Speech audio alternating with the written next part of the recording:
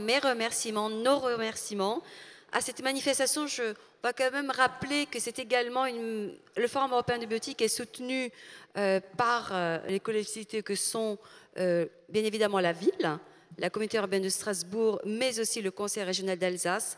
Et puis il y a ce beau partenariat, là je vois François, avec Kléber, qui permet vraiment une cohérence totale entre ce qui se dit à la tribune et puis les ouvrages de nos intervenants qu'ils mettent à votre disposition, soit ici directement ou alors à sa librairie. Voilà, je vais céder la parole à Emmanuel Abella donc pour cette rencontre qui sera également dans le prolongement finalement de toute la question du corps qui soit perdu, recherché, etc. Mais là, sous un autre aspect. À toi, Emmanuel. Bonjour à toutes et à tous. Nous nous retrouvons donc pour une table ronde sur le corps malmené, la peau et la trace.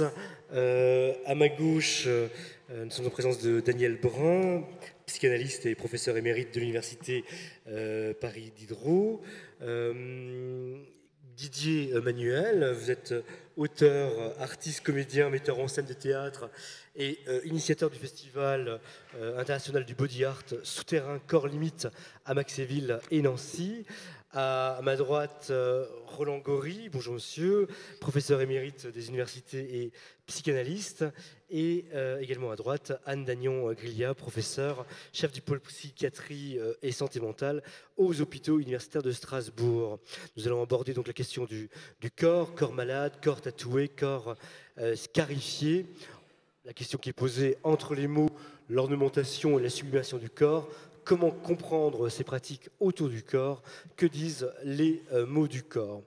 Dans les sociétés traditionnelles, les signes corporels sont des traces symboliques qui démarquent généralement l'homme de la nature, mais aussi des autres communautés. Dans nos sociétés contemporaines, ils sont le signe d'une singularité. On a assisté ces dernières années à un retour en force, on a même parlé d'une renaissance du tatouage notamment. Comment expliquer ce besoin d'inscrire sur la peau de manière provisoire ou définitive quelque chose qui nous distingue? Peut-être que Didier Manuel, vous auriez un point de vue sur la question. Bonjour, donc c'est à moi que revient l'honneur d'attaquer. J'ai déjà un point de vue sur la question au regard du générique qui a été donné pour l'approcher, c'est-à-dire le corps malmené. Je dois avouer que quand j'ai vu ça, je me suis dit, tiens, le corps malmené. Faire un parallèle entre la trace, la marque, le tatouage et en même temps, dans le corps malmené, la maladie, je me dis, tiens, il y a déjà d'emblée une orientation, un point de vue. Alors je me suis posé la question, je me suis dit, tiens, d'où vient cette idée, quelque part, d'où vient cette idée qu'on ait pu englober comme ça le tatouage à l'intérieur d'un générique comme celui-là? Et finalement, c'est un peu logique parce que je crois que dans l'imaginaire spontané, ce qui marque en premier lieu, ça va être la douleur. On se dit tatouage, avant tout, douleur. Quelle idée de se faire mal pour inscrire quelque chose sur son corps. Alors moi, la première chose que j'aurais envie de dire par rapport à ça, c'est que la question de la douleur, finalement, elle est complètement circonstancielle, c'est un passage obligé. Ça ne veut pas dire que c'est un passage désiré par la personne qui se fait tatouer. Et c'est intéressant de démarrer par là, parce que vu qu'on est dans un forum justement sur des questions bioéthiques, j'y reviendrai dans quelques instants, on voit apparaître de plus en plus de pratiques où on cherche à se faire tatouer sans avoir mal. Soit en utilisant des anesthésiants, par exemple l'EMLA qu'on peut trouver dans n'importe quelle pharmacie, mais on voit de plus en plus arriver des anesthésiants dont on ne connaît pas vraiment la provenance, souvent qui viennent du marché américain, qui sont véritablement là pour diminuer, voire effacer complètement la douleur. Donc ça pose une problématique, c'est-à-dire que la personne qui est tatouée ne cherche pas forcément à avoir mal, mais elle cherche autre chose, une plus-value, on verra peut-être ce qu'elle est, cette plus-value, ou en tout cas une rencontre avec elle-même au travers de la marque, mais il y a un passage obligé, c'est cette douleur. mais je pense que c'est exactement la même chose pour un rugbyman ou pour certains sportifs de haut niveau. Je pense même d'ailleurs que pour des sportifs du 15 de France, dans un salon de tatouage, à se faire un dauphin sur la chute des reins, à mon avis, au prorata de l'engagement, de l'entraînement, etc. Donc voilà, sur cette question-là, c'est la première chose qui m'a interpellé. Alors pourquoi peut-on se tatouer? Quel est ce besoin de se tatouer et qu'est-ce qui fait qu'aujourd'hui, c'est devenu une sorte de phénomène de société? On peut voir deux marqueurs forts, en tout cas en France, qui ont fait exploser le tatouage en France, parce que c'est un peu différent chez les anglo-saxons, le tatouage est ancré dans la société anglo-saxonne depuis beaucoup plus longtemps. Deux marqueurs forts, c'est un défilé de mode de Gaultier en 1994, où il a sciemment été chercher des modèles qui étaient quasiment tous des modèles faisant partie de la scène des modifications corporelles et essentiellement du tatouage, donc des gens très tatoués. Et je pense que le deuxième marqueur force qui a vraiment contribué à encore plus démocratiser le tatouage, je pense que Barthès y a, sans s'en rendre compte, contribué fortement avec la Coupe du Monde en 98. C'est-à-dire qu'à un moment, à partir du moment où il y a le tatouage avant était relativement stigmatisé dans des zones très précises, on parle des tatouages de marins, il y a ce rapport au tatouage qui est lié un petit peu appartenance à la criminalité, aux gangs, aux mauvais garçons, etc. Et un des gros marqueurs forts, c'est le rock, on va dire depuis une quarantaine d'années, qui c'est le côté mauvais garçon, et donc toutes les scènes rock se sont réappropriées le tatouage. Et ça, c'est une vérité, on va dire, qui est valable jusqu'à l'arrivée de Gaultier, qui se fait lui-même tatouer d'ailleurs à cette période. Et d'un seul coup, les choses vont commencer à se démocratiser, et c'est vrai, comme vous l'avez dit, très fortement, en très peu de temps finalement, en une quinzaine d'années. Maintenant, on voit de plus en plus de tatouages, des pièces de plus en plus grosses, ça devient un véritable phénomène de société. Aujourd'hui, je dirais que c'est difficile de définir pourquoi on se tatoue au regard de cela, parce que je pense qu'aujourd'hui, il y a un grand phénomène de mode. Je pense, et je dis cela au regard de l'âge, finalement, on se rend compte que des individus de plus en plus jeunes se tatouent, voire même des mineurs demandent à leurs parents de se faire tatouer, s'ils peuvent se faire tatouer. Et du coup, je ne pense pas que là, on peut parler véritablement de démarche. Je pense que voilà, c'est plus un univers, une prolifération d'un phénomène, et à un moment on a envie d'être là-dedans parce que c'est hype, c'est cool, c'est sympa, etc. Et il faut savoir que la première fois, comme on ne connaît pas véritablement le mal que ça fait, finalement on y va en toute innocence, et à partir de ce premier tatouage, il y a quelque chose qui va se passer véritablement, où là on va rentrer peut-être dans une démarche. Pour les autres, et voilà, ce sera pour finir ma première intervention, c'est-à-dire des personnes qui présentent des grosses modifications corporelles, tatouage, piercing, implant, sur des surfaces extrêmement visibles et qui font à un moment, qui les mettent en position de déterritorialisation, pour reprendre un petit peu le mot barbare de Deleuze, mais c'est un petit peu ça. C'est-à-dire finalement quitter le territoire normatif, presque soit par subversion, soit par contestation, soit par affirmation de l'identité.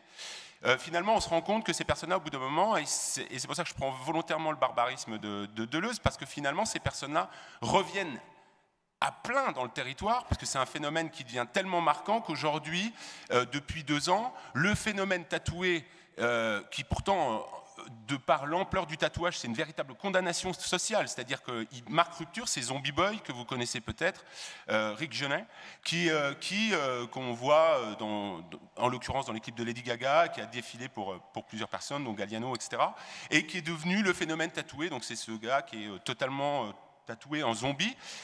Phénomène intéressant parce qu'il est en mort-vivant, c'est-à-dire que sa marque signifie qu'à un moment, il montre objectivement une mort sociale par son tatouage, puisqu'il est intégralement tatoué, qu'il a une tête de zombie, et qui renvoie en permanence à la société sa rupture de banc avec une norme. Et paradoxalement, on va le chercher, et c'est la personne la plus exposée depuis 1 an et demi, et je dirais la plus hype, la plus cool, etc. Et qui permet des choses assez étonnantes, puisqu'on voit en Tchéquie en ce moment Vladimir Franz, que vous connaissez peut-être, qui est une personne extrêmement tatouée depuis très longtemps, qui, du coup, se présente au présidentiel.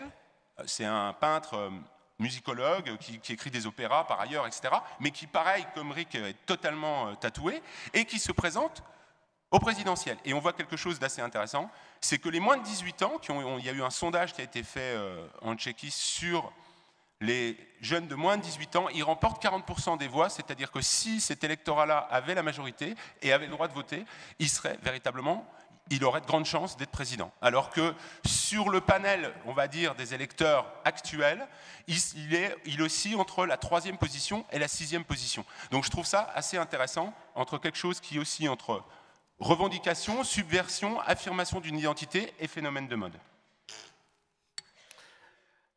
Si on revient effectivement au propos de départ, je voudrais qu'on interroge la notion d'inscription, parce que le tatouage est une inscription sur le corps. Qu'est-ce qu'on peut dire de cette inscription-là? Qu'est-ce qu'elle dit de la personne?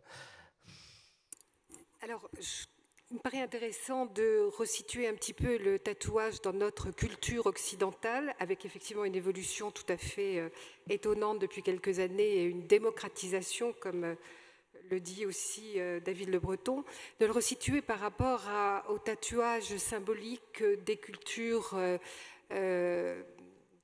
pour qui ça a une valeur de passage, de rite initiatique. S'il y a quelque chose qui s'inscrit dans le corps, il y a un passage obligé où la douleur a sa place, où l'épreuve a sa place, qui permet à l'enfant de quitter effectivement ce monde pour rentrer dans celui des adultes et pour être reconnu dans ce monde-là et perdre finalement son individualité. Ce qui est intéressant actuellement dans notre culture, c'est que le tatouage, alors bien évidemment il y a cette dimension d'identification, d'imitation qu'on voit, que vous venez de décrire de façon tout à fait intéressante, mais on a l'impression aussi que ce sont quand même des démarches individuelles et qu'il n'y a pas ce rite, il y a peut-être un rite voilà, de changer de statut, mais qui n'est pas reconnu socialement comme tel et qui est quand même une différence importante.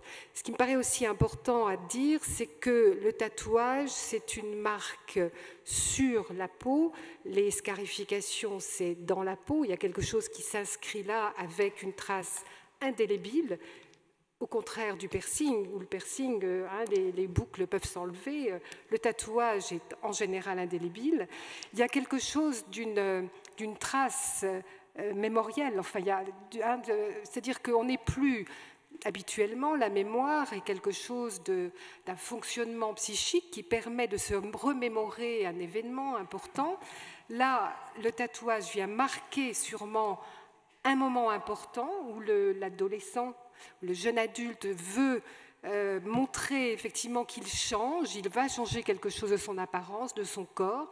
Il récupère une maîtrise sur son corps par rapport au fait que finalement notre corps, on n'y est pour pas grand-chose. Ce sont nos parents qui nous ont fait par la génétique et bien évidemment aussi l'environnement. Mais là, il y a une démarche de se réapproprier une maîtrise. Alors, moi, ce qui me paraît intéressant dans cette trace indélébile, c'est qu'on n'est plus dans la capacité de se remémorer un souvenir qui était important, qui a marqué un moment important de notre vie, mais il y a quelque chose là qui s'impose définitivement à nous, voire au risque que ce souvenir-là soit très investi dans le moment même, mais quelques années après devienne un petit peu lourd à porter. Monsieur Gori, par rapport à cette question de la trace mémorielle et de l'inscription pour le tatouage notamment. Oui, ça marche. Oui, très bien. Oui, enfin, le premier point, je voudrais dire qu'il me semble, depuis que j'écoute les différentes interventions et par rapport à votre question, c'est que nous sommes confrontés au mot de corps, ce que ça veut dire. Et on s'aperçoit que c'est un terme très polysémique, c'est-à-dire entre le corps, dont on parlait de l'image du corps, du miroir, n'est-ce pas, où finalement mon corps m'apparaît, mais sous la forme finalement d'une image aliénée, c'est-à-dire dans un rapport d'étrangeté. Je reprendrai peut-être tout à l'heure ce point. Le corps en tant que lieu d'excitation, des érotismes partiels, et puis le corps pris dans le social. Alors, c'est effectivement aussi autour de cela que la question se pose, puisque finalement, le tatouage, c'est une écriture, d'une certaine manière, ou une peinture, et où finalement, je m'écris, je suis à la fois la feuille et l'écrivain. Donc ça, c'était le premier point. Le deuxième point, je voudrais simplement dire, puisque vous avez insisté pour que ce soit un débat très haché, si j'ose dire, le deuxième point, c'est qu'il me semble, par rapport à ce que vous disiez notamment, à Madame Dagnon, effectivement, c'est une démarche individuelle qui contraste avec les procédures, je dirais, socialisantes ou initiatiques. Et là, ça révèle quelque chose, pourrait-on dire, des valeurs de notre société, où finalement l'individu est, pour prendre le terme de Michel Foucault, un entrepreneur de lui-même. Il est convoqué à, si j'ose dire, exploiter son propre capital, et parmi son capital, il y a bien sûr son capital humain. Donc je crois que c'est un point très, très important, puisqu'effectivement, c'est peut-être la même chose de parler de tatouage, mais dans la mesure où symboliquement ça ne s'inscrit pas dans les mêmes dispositifs, ça n'a pas le même sens. Donc ça n'a pas le même sens dans une culture de l'hypermodernité où le sujet est entrepreneur de lui-même, et dans une culture d'une société traditionnelle où c'est une marque qui vient signaler un passage. Le troisième point, c'est si effectivement on reste sur cette question du social, parce que là je crois que par rapport aux différentes dimensions du mot corps, le corps dans sa sourde matérialité, dans son opacité matérielle organique, le réel, le corps comme image, c'est-à-dire le spéculaire, notamment, là on est plutôt du côté du corps pris dans un tissu symbolique. On ne peut pas ne pas rapprocher justement ces pratiques de tatouage, de marquage du corps, on ne peut pas ne pas les rapprocher, pourrait-on dire, d'une résistance à une rationalité instrumentale qui fait aujourd'hui notre culture que le corps est assigné à une fonction, et notamment à une fonction dans la production industrielle, dans la production économique. C'est-à-dire, pour aller très vite, n'est-ce pas, si vous voulez, c'est un peu une résistance, pourrait-on dire, individuelle et artistique à une emprise sociale qui réduit justement le corps à un morceau de la production industrielle. C'est-à-dire, ça s'inscrit, si vous voulez, dans une société normative, dans une société de la norme. Qu'est-ce que c'est que la société de la norme? Tout à l'heure, on citait Canguilhem. Canguilhem dit « L'horizon d'une société de la norme, c'est la société animale où chaque individu n'est plus qu'une pièce détachée de l'espèce en vue d'une production collective. » Donc, si vous voulez, pour moi, il y a ce point-là, c'est-à-dire il y a une résistance, pourrait-on dire, à l'emprise d'une rationalité industrielle. Je cite juste Canguilhem quand il dit que la raison est comptable, mais la vie anarchiste, la raison est régulière comme un comptable, mais la vie anarchiste comme un artiste. Je crois qu'il y a une volonté, pourrait-on dire, de réinventer artistiquement la vie au moment où elle est extrêmement rationalisée. Et dernier point, je crois que, si vous voulez, ces traces visibles, qui effectivement s'adressent à l'autre autant que moi-même, ces traces visibles, elles sont aussi d'autant plus importantes que nous sommes dans une civilisation où on efface les traces. Vous vous souvenez sans doute de ce poème de Bertolt Brecht parlant de la ville et de l'homme urbain, où la consigne qui est donnée à l'homme urbain, c'est « efface les traces ». C'est-à-dire que dans une société où effectivement les traces sont sans cesse effacées, jusqu'à y compris, pourrait-on dire, par les informations, où chaque information chasse l'autre, c'est peut-être très important d'essayer de se donner des points de repère, c'est-à-dire de marquer, jusqu'à y compris sur le tissu du corps, si vous voulez, une mémoire. Madame Brun, vous n'avez pas encore entendu sur ces questions de la trace notamment, et éventuellement de cette trace mémorielle. Je ne sais pas si vous aviez un point de vue exprimé par rapport à ça. Oui, merci. D'abord, merci aux organisateurs de m'avoir conviée. Et puis, sur la question du corps malmené, moi, j'avais suggéré, j'avais demandé s'il était possible que mon intervention porte sur le corps malmené par la médecine.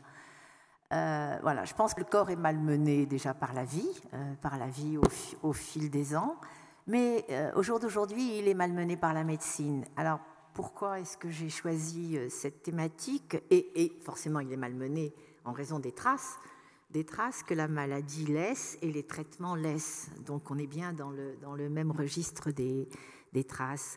Juste un mot, moi je suis un peu... j'ai pas mal réfléchi à cette question-là en raison d'une collaboration ancienne avec des médecins qui se poursuit. J'ai longuement travaillé en cancérologie de l'enfant, en cancérologie adulte, et donc aujourd'hui, les progrès de la médecine, les prolongements de la survie et le coût pour le corps de ces progrès des techniques médicales et des avancées de la science, le coût pour le corps se dit en traces. Et donc la notion d'être malmené au sens propre, oui, peut-être que le corps est malmené parce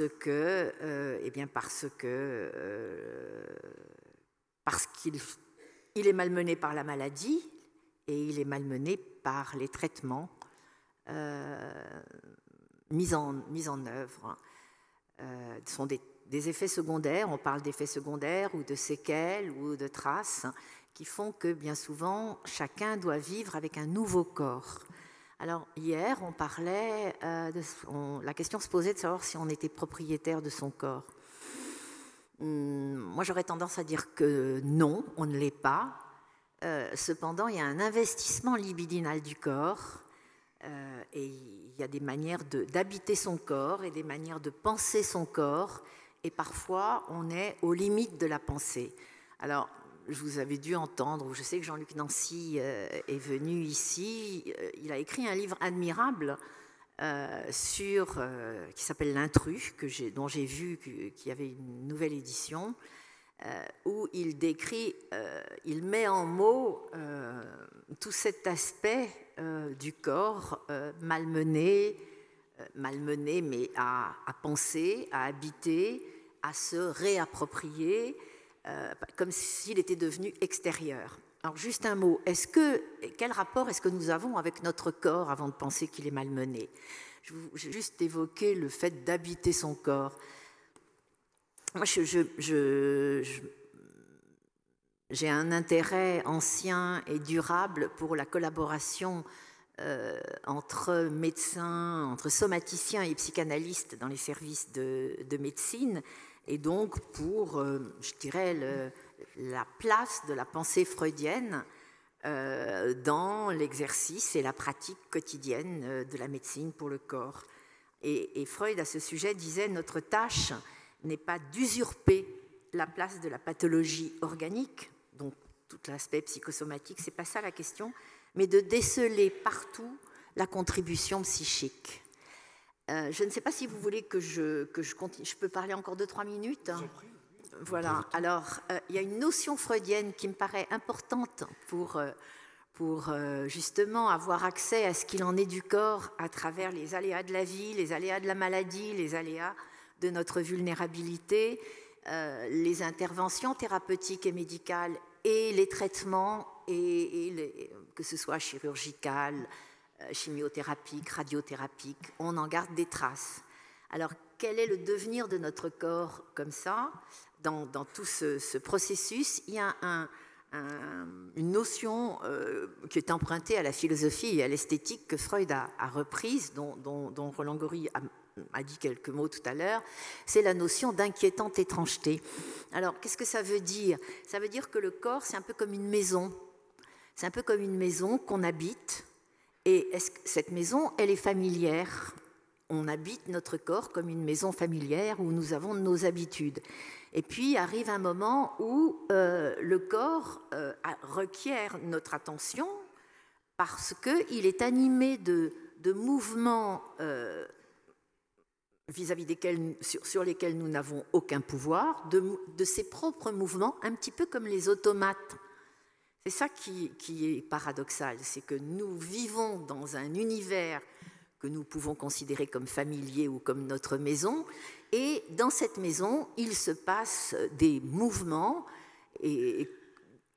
qui, à un moment ou à un autre, vont nous alerter, et et peut-être parfois trop tard, ou peut-être parfois en avance. Et aujourd'hui, avec les progrès de la médecine et les progrès des radiologies et cette notion de transparence du corps qui devient de plus en plus performante et de plus en plus présente, eh bien, avec la notion de transparence du corps, on s'aperçoit, bien avant que nous en rendions compte, que justement nos organes ont des signes d'alerte dont nous ne nous rendons pas compte et qui nous font nous remettre d'une certaine manière entre les mains de la médecine, quels que soient les papiers que nous signons, le consentement qu'on nous demande.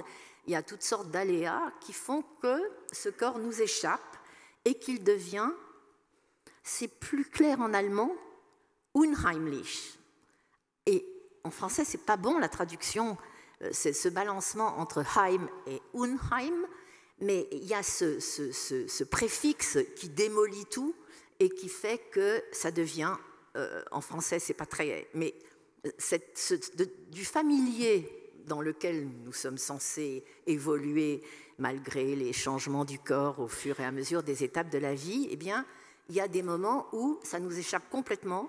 Le corps est animé de ses propres mouvements, de ses propres processus, et c'est la médecine qui nous en informe.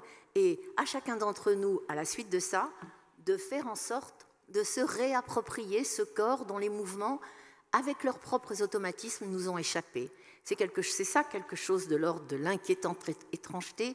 Avec ce « un », c'est comme faire et défaire. Il y a un préfixe là qui bouleverse tout, enfin, qui change notre rapport au corps et qui fait que notre corps malmené,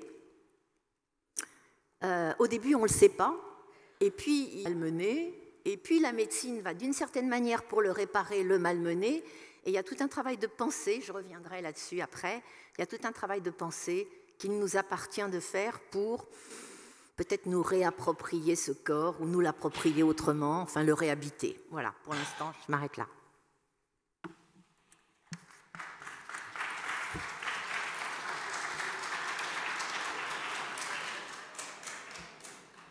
Justement, reprendre ce que vous venez de dire, où vous avez parlé de la maladie qui fait que tout à coup le corps devient unheimlich, avec effectivement ce sentiment de perte d'un certain confort, d'une connaissance. Et il y a une période de la vie où cette question-là est posée sans qu'il y ait maladie au sens propre du terme, c'est l'adolescence. Hein. C'est-à-dire que là, les transformations corporelles, les transformations physiques, cette extraordinaire explosion hormonale qui fait que le corps va changer, va se transformer, pour les garçons et pour les filles, va devenir avec une reconnaissance sexuée, mais l'adolescent proprement hors de son corps devient inconnu tout à coup, il ne le reconnaît plus. Et je pense qu'il est important de se rappeler cette question-là quand on interroge effectivement la question des traces, des tatouages, des scarifications à l'adolescence. Alors, je suis d'accord avec ce que vous disiez en premier, en vous étonnant, en disant « mais pourquoi les tatouages seraient liés avec un corps malmené ?» Mais je pense que quelquefois, quand même, ou en tout cas, ils interrogent cette question-là d'un corps qui n'est plus reconnu et qui nécessite peut-être d'en passer par des traces qui, là, ne sont pas des traces laissées par la médecine, c'est-à-dire des traces passives d'une certaine façon, mais des traces volontaires pour se réapproprier un corps qui est aussi un corps scindé en deux à l'adolescence, c'est-à-dire que la question de la pensée, hein, de pouvoir faire jonction entre le corps et la psyché est éminemment compliquée aussi à cet âge-là, et la trace qui vient marquer le corps permet cette reconnaissance et permet peut-être d'aider les adolescents, surtout dans notre monde actuel où la question quand même, là on ne peut pas non plus ne pas évoquer l'évolution de la société, hein, avec la question de l'individualisme, la question de la perte quand même, ou en tout cas des modifications profondes des repères, de la famille, de la société, et l'adolescent a besoin de se raccrocher à quelque chose, il est dans une période où son corps lui échappe, et finalement inscrire dans son corps sur un mode esthétique, hein, peut-être artistique, mais quelquefois aussi, l'art est dépassé, je dirais, la douleur est au premier plan. Pas la douleur de l'acte, hein, mais la douleur psychique. C'est une manière aussi de se raccrocher aux branches, je dirais, et de retrouver une sensation d'exister, de réhabiter son corps, un corps que l'adolescent va reconnaître comme le sien parce qu'il l'a modelé, il l'a transformé. Oui, c'est assez intéressant. Je vais rebondir un petit peu sur ce qui s'est dit. Je crois que effectivement, ce que vous avez dit est très juste en fait, et ça rejoint ce qui a été dit précédemment sur la résistance à la fonctionnalité. Effectivement, la première chose qui malmène le corps, je pense que c'est la vie dans un premier temps. Effectivement, avec toutes ces questions de sens et un bousculement assez virulent, mais aussi le corps social le malmène d'une certaine façon, et a fortiori aujourd'hui où cette question du sens, on peut dire, il y a une explosion, il y a un éclatement du sens, puisqu'on ne repose plus fondamentalement sur des conduites de principes basées sur des morales ou sur finalement c'était assez confortable les religions pour ça, parce que ça nous donnait un peu une ligne droite, et voilà, là il y a une hétérogénéité des possibles, et donc du coup on est un peu égaré au travers de tout ça. Effectivement, je pense que l'adolescent, alors je vais parler au sens général et après je parlerai d'une expérience intime pour la mettre en corrélation. L'adolescent peut-être va effectivement avoir un acte un peu de rébellion, mais on va dire qu'elle n'est pas totalement structurée, qui va lui permettre à un moment, et l'inscription peut en faire partie, de se réapproprier quelque chose, mais je dirais il n'y a pas une structuration intellectuelle et il n'y a pas véritablement une démarche. En revanche, si on commence à aborder la question des modifications corporelles, la trace, la marque, si on prend ce qu'on appelle le BME, vraiment le body mode pur, il y a deux courants qui se distinguent quand même fortement. Ce qu'on appelle le courant moderne primitif, c'est-à-dire des démarches de modification corporelle qui sont radicales, avec des gens qui ont des tatouages vraiment, on va dire, très visibles et qui prennent souvent tout le corps, plus de la scarification, plus de l'implant, plus éventuellement des amputations de membres ou autres, mais où chaque étape est une expérimentation. C'est pour ça qu'on dit, ouais, un peu moderne primitive, cette idée d'une espèce de quête spirituelle. C'est-à-dire on ne fait pas le deuil de l'idée qu'à l'intérieur de mon corps est le véhicule d'une autre substance, et éventuellement essayer de se connecter à cette substance qu'on appelle âme ou ce qu'on veut, esprit. Donc là, on parle effectivement, dans ces expériences, sont relatées des expériences de décorporation, etc., pendant des suspensions, bon voilà, différentes choses. Et on a un deuxième courant qui est beaucoup plus ce que je pourrais appeler un courant cyberpunk, c'est-à-dire à un moment, et qui rejoint après des préoccupations sur la question du post-humain ou des choses comme ça, c'est-à-dire à un moment, finalement, tout le monde, et ça rejoint ce que vous disiez tout à l'heure, mon corps ne m'appartient pas. Finalement... Et je crois que c'est pour ça que les anglo-saxons ont une longueur d'avance sur nous sur cette question-là, peut-être parce qu'ils sont de culture protestante et que du coup il y a la question de l'intercesseur. Il y a moins d'intercesseurs pour un protestant finalement que dans une culture catholique. Si mon cœur ne m'appartient pas, il appartient à qui? À la société, à ceux qui sont garants de la norme, à ceux qui sont... Donc il appartient à tout le monde sauf à moi-même. Et dans l'idée cyberpunk de la modification corporelle se pose cette question, c'est de dire à un moment, de toute façon, ces modifications corporelles, elles existent antérieurement à moi, liées effectivement à des interventions chirurgicales, modifications corporelles liées, je ne sais pas, ça peut être des implants mammaires, une prothèse parce que j'ai perdu une jambe, enfin plein de choses. Et ça va aller, et heureusement, je le revendique, moi, cette idée-là. Je veux dire, c'est notre humanité qui fait ça, c'est pour ça que je ne crois pas trop à la question du post-humain. Je crois que tant qu'il y aura un esprit humain qui habitera un robot, on sera toujours quelque part humain. On n'a pas le choix. Depuis Homo habilis, c'est vraiment l'outil qui nous permet de survivre dans un monde qui nous est pas favorable, quoi. Au départ, on est quand même relativement fragile. Et je pense que si on questionnait Néandertal et qu'on lui posait la question sur le sapiens sapiens, et qu'il faisait un forum de bioéthique, il se dirait sans doute « Ouh, sapiens sapiens, faut se méfier ». Donc cette question-là, le courant des modifications corporelles liées au cyberpunk, c'est de dire quoi? C'est de dire, il y en a marre, à un moment, que tout le monde puisse avoir action sur mon corps, sauf moi. 2, cette action inéluctable, et en plus, elle va aller en s'amplifiant, et de plus en plus, on va mettre de l'électronique dans mon corps. Donc, je deviendrai un corps traçable, au même titre que mon téléphone me permet de me localiser, partout dans le monde.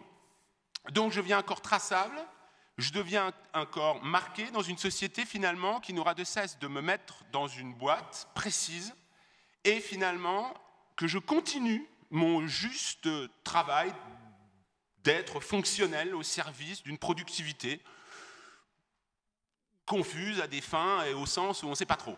Donc l'idée, elle est là. C'est-à-dire que là où il y a quelque chose qui est extrêmement radical dans ce courant des modifications corporelles, dont des gens comme Lucas Spira, par exemple, ou même Stellar, qui sont des grands avant-gardistes et des pionniers, c'est de dire à un moment, moi je veux bien qu'on me mette des puces dans le corps, mais je veux être capable de la hacker, la puce. Je veux être capable de la détourner, je veux être capable d'avoir une maîtrise sur cette puce, je veux être capable de m'en implanter moi-même, comme Sampa von Cyborg a fait à Londres, de s'implanter une puce pour frauder le métro, et qui lui permet finalement de finalement passer les barrières avec une puce électronique qu'il a fraudée, ou comme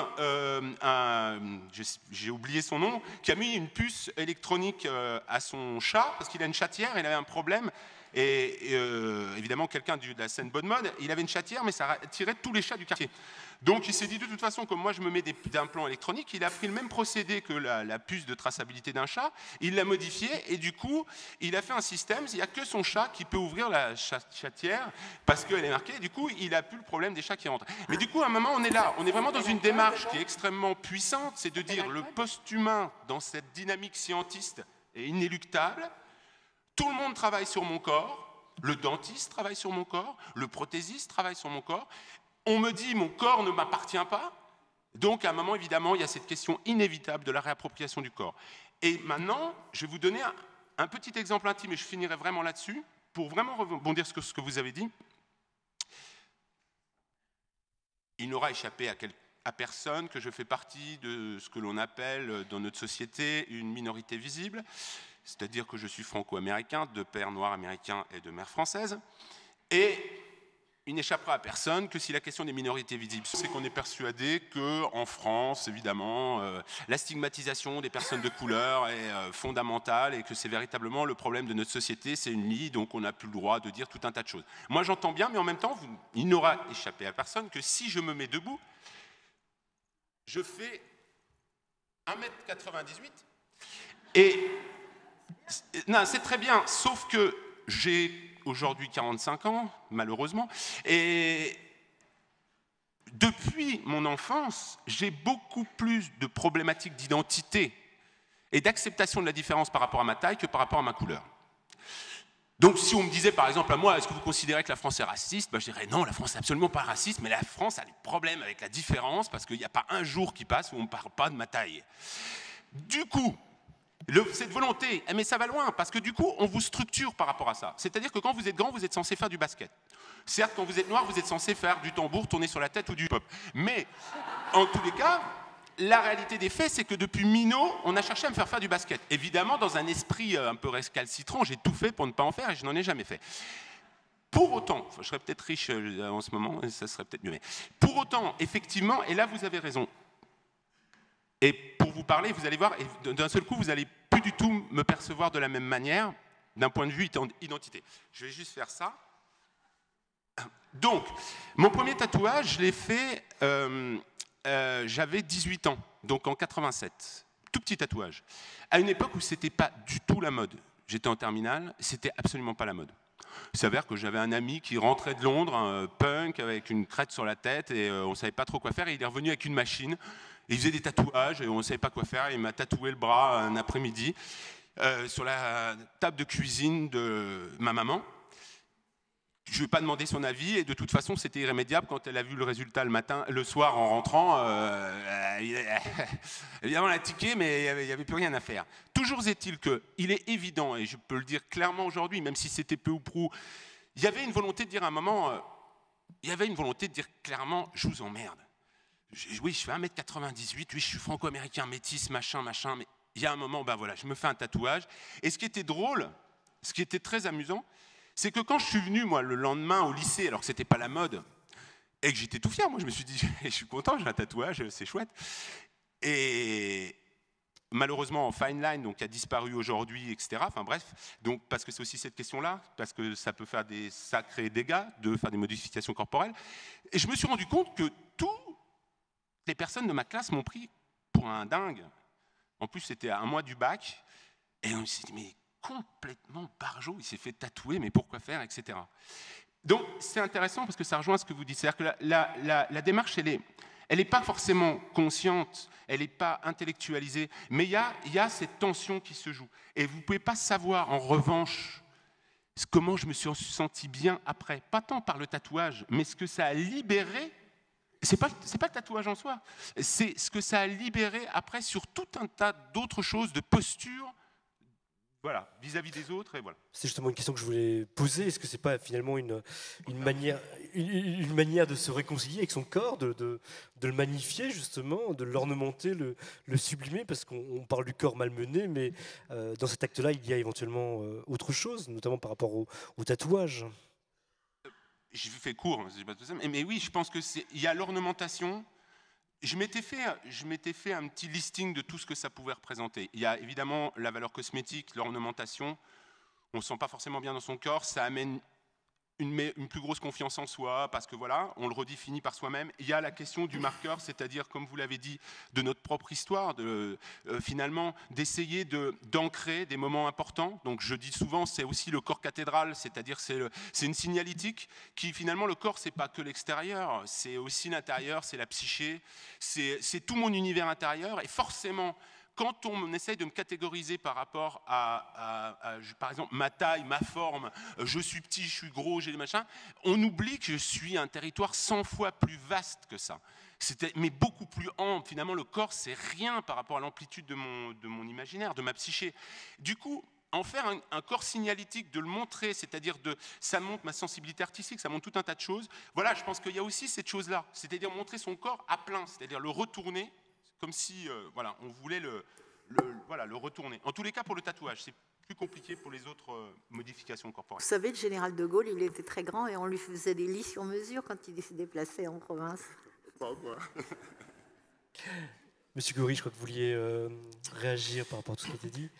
Oui, enfin, pour essayer peut-être d'articuler notamment les deux interventions, celle que vous venez de faire et celle de Daniel Brun, moi j'ai l'impression effectivement que face à une désacralisation permanente du corps dans notre société, de la marchandise et du spectacle, c'est quand même de ça dont il s'agit, c'est une espèce de chosification et de marchandisation du corps, face à cette désacralisation qu'on voit effectivement au niveau de la fonctionnalité, il y a peut-être une tentative de resacraliser.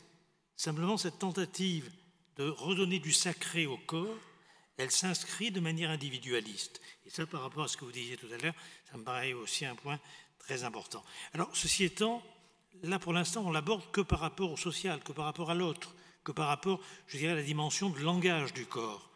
Et je pense qu'il y a d'autres dimensions.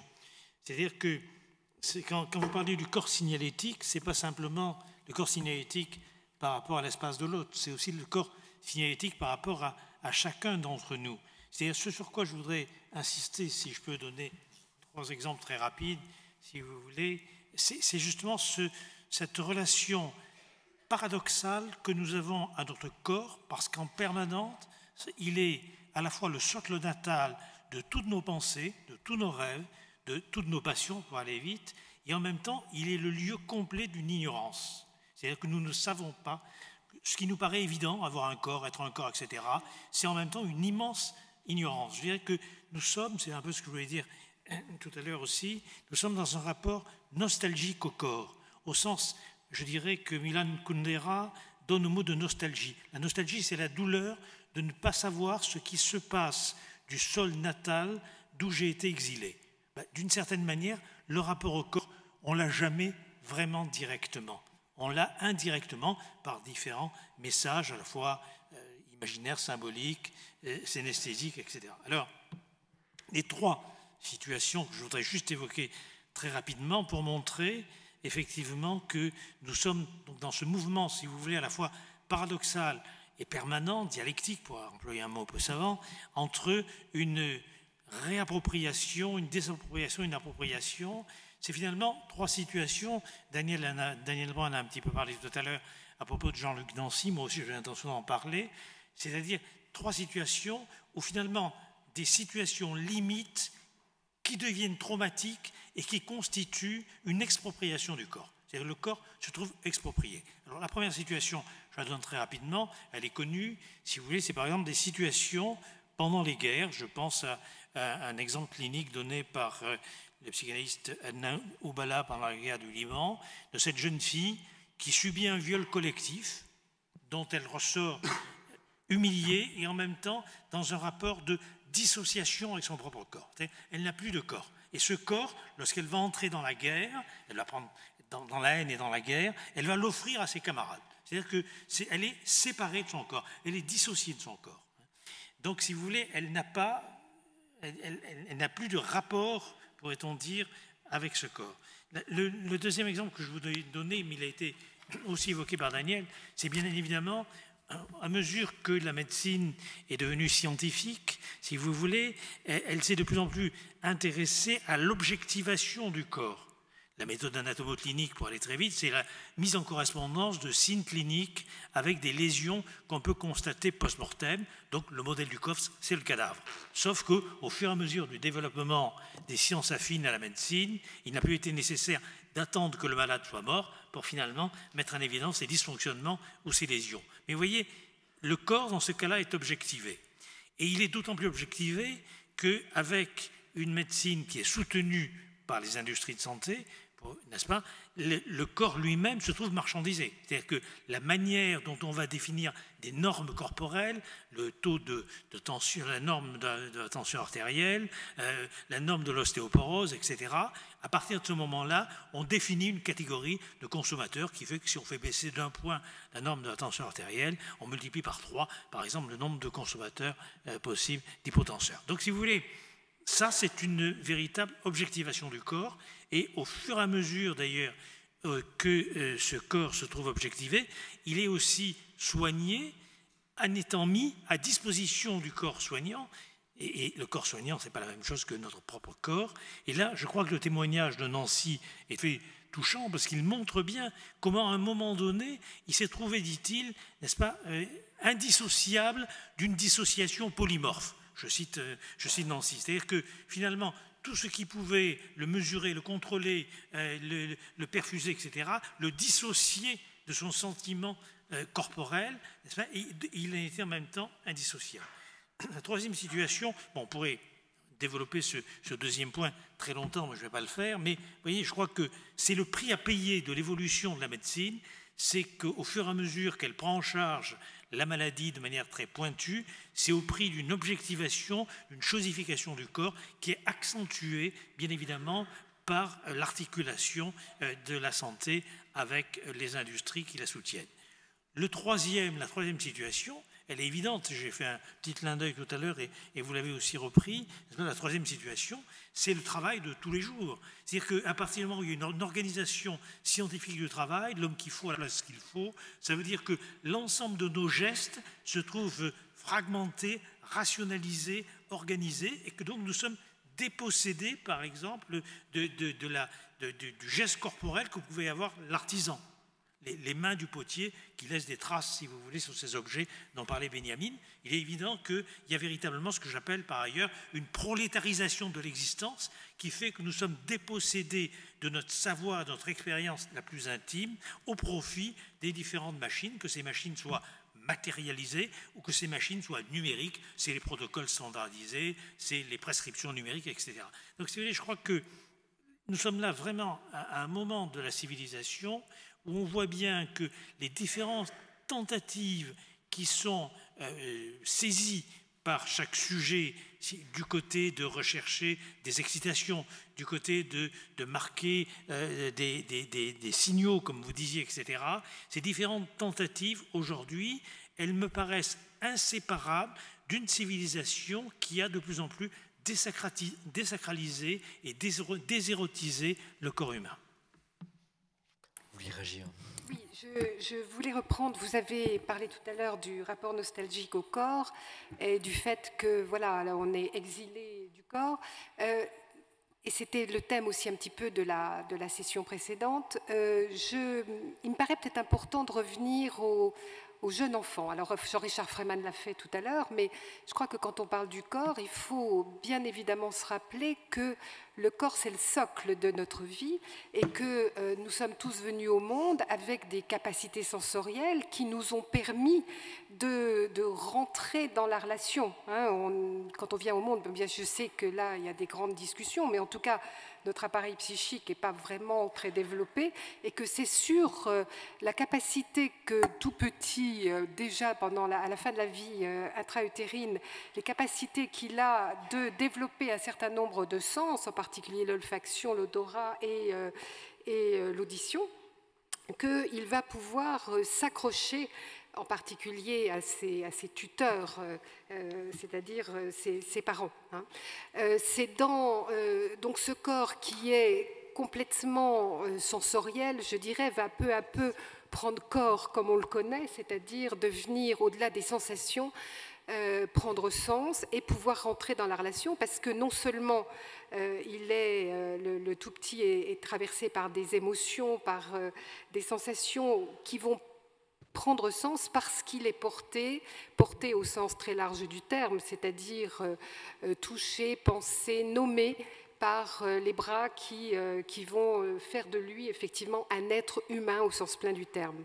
Alors, ce qui me paraît important aussi de dire, c'est que le très jeune enfant va s'exprimer par son corps. Il n'a pas la parole au tout début de sa vie, mais le fait que peu à peu, il commence à décrypter ses propres émotions et celles des autres, c'est par le corps qu'il va les exprimer. Il rit, il pleure, il s'agite avec des mouvements désordonnés au début, il se tape, il se mord, c'est-à-dire qu'on voit bien là le passage entre le geste qui est véritablement expression de la communication et recherche d'un appel, et puis le moment où la mise en jeu du corps est l'expression d'une souffrance et demande effectivement une réponse. Alors ça, c'est quelque chose qui me paraît fondamental à rappeler, en plus de ce qu'a dit Jean-Richard Freyman tout à l'heure, c'est-à-dire que c'est par le corps que le tout petit qui n'a pas encore accès au langage va exprimer quelque chose de ce qu'il est, de ce qu'il est en train de devenir. Quand on parle de l'adolescence et des mouvements importants à l'adolescence et justement de ce retour au corps, je crois que c'est vraiment très important de prendre conscience que là, il y a non pas un retour au début, non pas un retour en terre d'origine, mais quand même à un moment où effectivement il est difficile à l'adolescent de penser tellement ce qu'il habite, ce qui le traverse est compliqué, le corps redevient le lieu où il va pouvoir exprimer et un désir et une maîtrise, mais aussi, et c'est là où on peut faire le passage entre les tatouages, le piercing, et puis ce qui est quand même le signe d'une souffrance réelle, c'est-à-dire l'attaque véritable du corps dans une dimension consciente ou inconsciente de destruction, en tout cas de mise en danger du corps. Je voulais vous interroger là-dessus, justement, par rapport à la question de la scarification. Oui, vous vouliez intervenir, je vous en prie. Juste pour dire que vous avez tout à fait raison d'évoquer les débuts de la vie du corps chez un enfant. C'est vrai que le corps du bébé s'éveille sous les mains, sous les soins, sous les mains de la mère, et que donc l'accès au langage et l'accès à l'affectivité, la découverte est liée à la découverte de certaines zones du corps et se fait par le toucher. Ce qui fait que quand l'enfant se malmène, c'est toujours quand même un peu inquiétant parce qu'il n'est pas fait pour se malmener. C'est juste ça, je voulais vous dire que oui, je suis tout à fait d'accord avec vous pour revenir au tout début de la vie, parce que le corps et la vie sexuelle s'éveillent par le toucher, même depuis la salle d'accouchement, mais que quand le bébé se mord ou se tape, c'est déjà un signe de pathologie. Et l'accès au langage éloigne un petit peu du corps, puisque finalement, oui, on va pouvoir élaborer ses émotions. Donc, c'est là, enfin, éloigne et pas, c'est-à-dire que le corps va toujours rester, mais un petit peu tapis dans l'ombre, et va revenir on voit bien d'ailleurs qu'un petit enfant qui a accès au langage va être moins agité, va moins courir partout, parce qu'il arrive à canaliser ses émotions. Mais bien évidemment, le corps reste tout à fait important. On voit bien qu'il y a des retours continus. Et alors, ce que je voulais juste ajouter par rapport au corps malmené, c'est que la manière dont la vie nous malmène s'inscrit sur notre corps, sur notre visage, sur notre corps. Donc, il n'est pas seulement malmené par nous-mêmes, les traces pour trace, sont les traces de la vie qui s'inscrivent sur notre corps et où on peut voir comment la vie nous a malmenés sur notre corps. Et alors, ce qu'il y a de bizarre, excusez-moi de parler comme ça, mais ce qu'il y a de bizarre, c'est qu'au moment de la mort, la personne qui meurt, elle laisse son corps. Elle laisse son corps et c'est à ceux qui restent de se débrouiller avec. Et ça, c'est quand même assez spécial, hein, je trouve. Surtout quand effectivement la personne qui vient de mourir a laissé au suivant la charge de garder ou détruire ce corps. Hein, Il laisse, la personne qui meurt, ça fait désordre, mais elle laisse le corps et toutes les affaires avec. Ouais. Moi, je voulais juste rebondir sur quelque chose qui a été dit avec lequel je ne suis pas complètement en phase. En fait, à moins que je n'ai pas bien compris. Mais je pense qu'au contraire, aujourd'hui, on n'est pas dans une désacralisation, une désérotisation du corps. Je pense que c'est tout le contraire, en fait, qui est en train de se produire, à mon sens. Je pense que, et d'ailleurs, si vous regardez bien, finalement, il y a une conjonction quasi permanente entre le milieu des modifications corporelles et l'érotisme, d'une certaine façon, sous plein de formes, que ce soit une forme glamour ou peu importe, mais les deux choses sont extrêmement liées et finalement c'est logique parce qu'il y a une réinterrogation sensualiste. Je pense qu'au contraire, avant, avec des mécanismes finalement qui sont assez connus, je pense que la désacralisation, elle passe par le paulinisme, c'est-à-dire que là, oui, véritablement, et peut-être même déjà chez la hiérarchisation, chez les Grecs, effectivement, ne serait-ce que dans la hiérarchie des amours, l'éros, et puis la place laissée au corps ou à la chair, repris vraiment par le christianisme et par saint Paul, là, oui, on assiste à une désacralisation, une désérotisation du corps au profit d'un corps qui serait peu ou prou purement spirituel, ou en tout cas dont l'objet serait de retendre à cette substance pure spirituelle et dont le corps serait leste.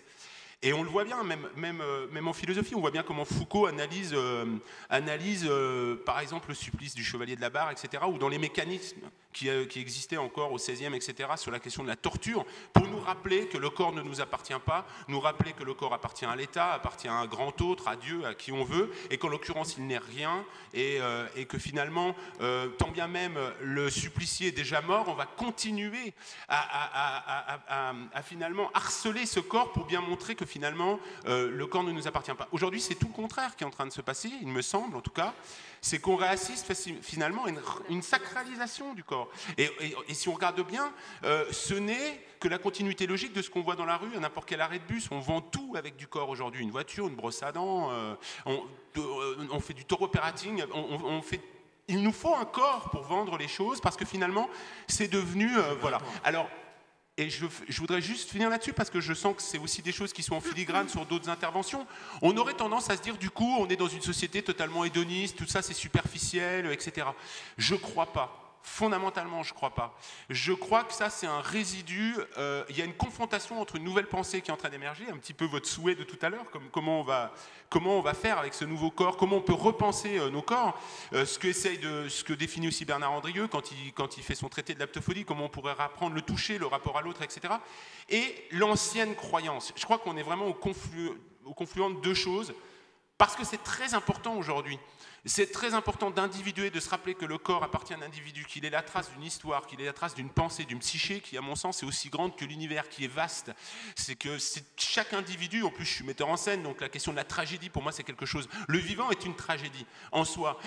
Et il n'y a pas besoin d'être un héros de l'histoire pour vivre une tragédie. Je pense que chaque individu, à partir du moment où on est on va vivre une tragédie. On est voué, ça a été dit tout à l'heure, je crois que c'est Glucksmann qui l'a dit tout à l'heure, mais cette question, on est voué à mourir. Donc on a un temps, et on a beaucoup de choses à questionner pendant un temps très court, et en plus ça nous surprend, on n'a même pas la date. Alors c'est encore plus chiant, ça peut nous surprendre à n'importe quel moment. Donc, et en fait, toutes ces choses-là, je pense que c'est pour ça que c'est important de les réinterroger, pas au sens d'un principe de précaution, en se disant, ouais, on ne connaît pas, on va vers l'inconnu, donc il faut censurer parce que finalement, ça va mal finir. Non, au contraire, il faut se le réapproprier, à mon sens, et optimiste, progressiste. De toute façon, on n'a pas le choix. Je pense que depuis Homo habilis, on n'a pas le choix, même si on est croyant.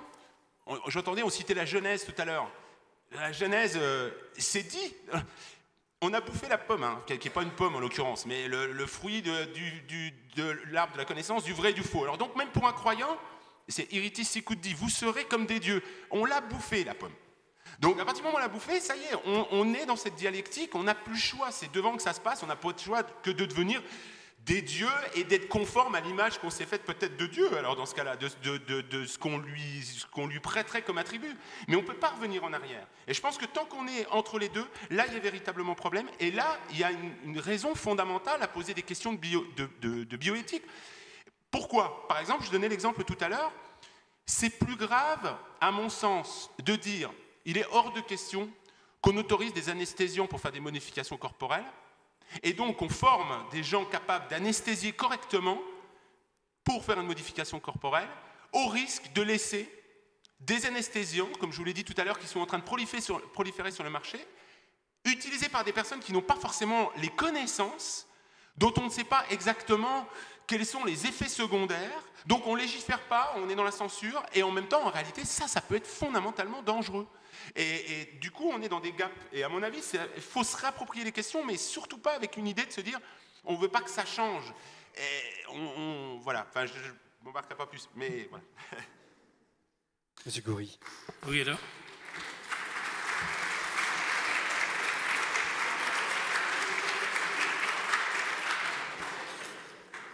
Comme c'est moi qui ai prononcé le mot de désacralisation, je suppose que je peux essayer effectivement d'y répondre.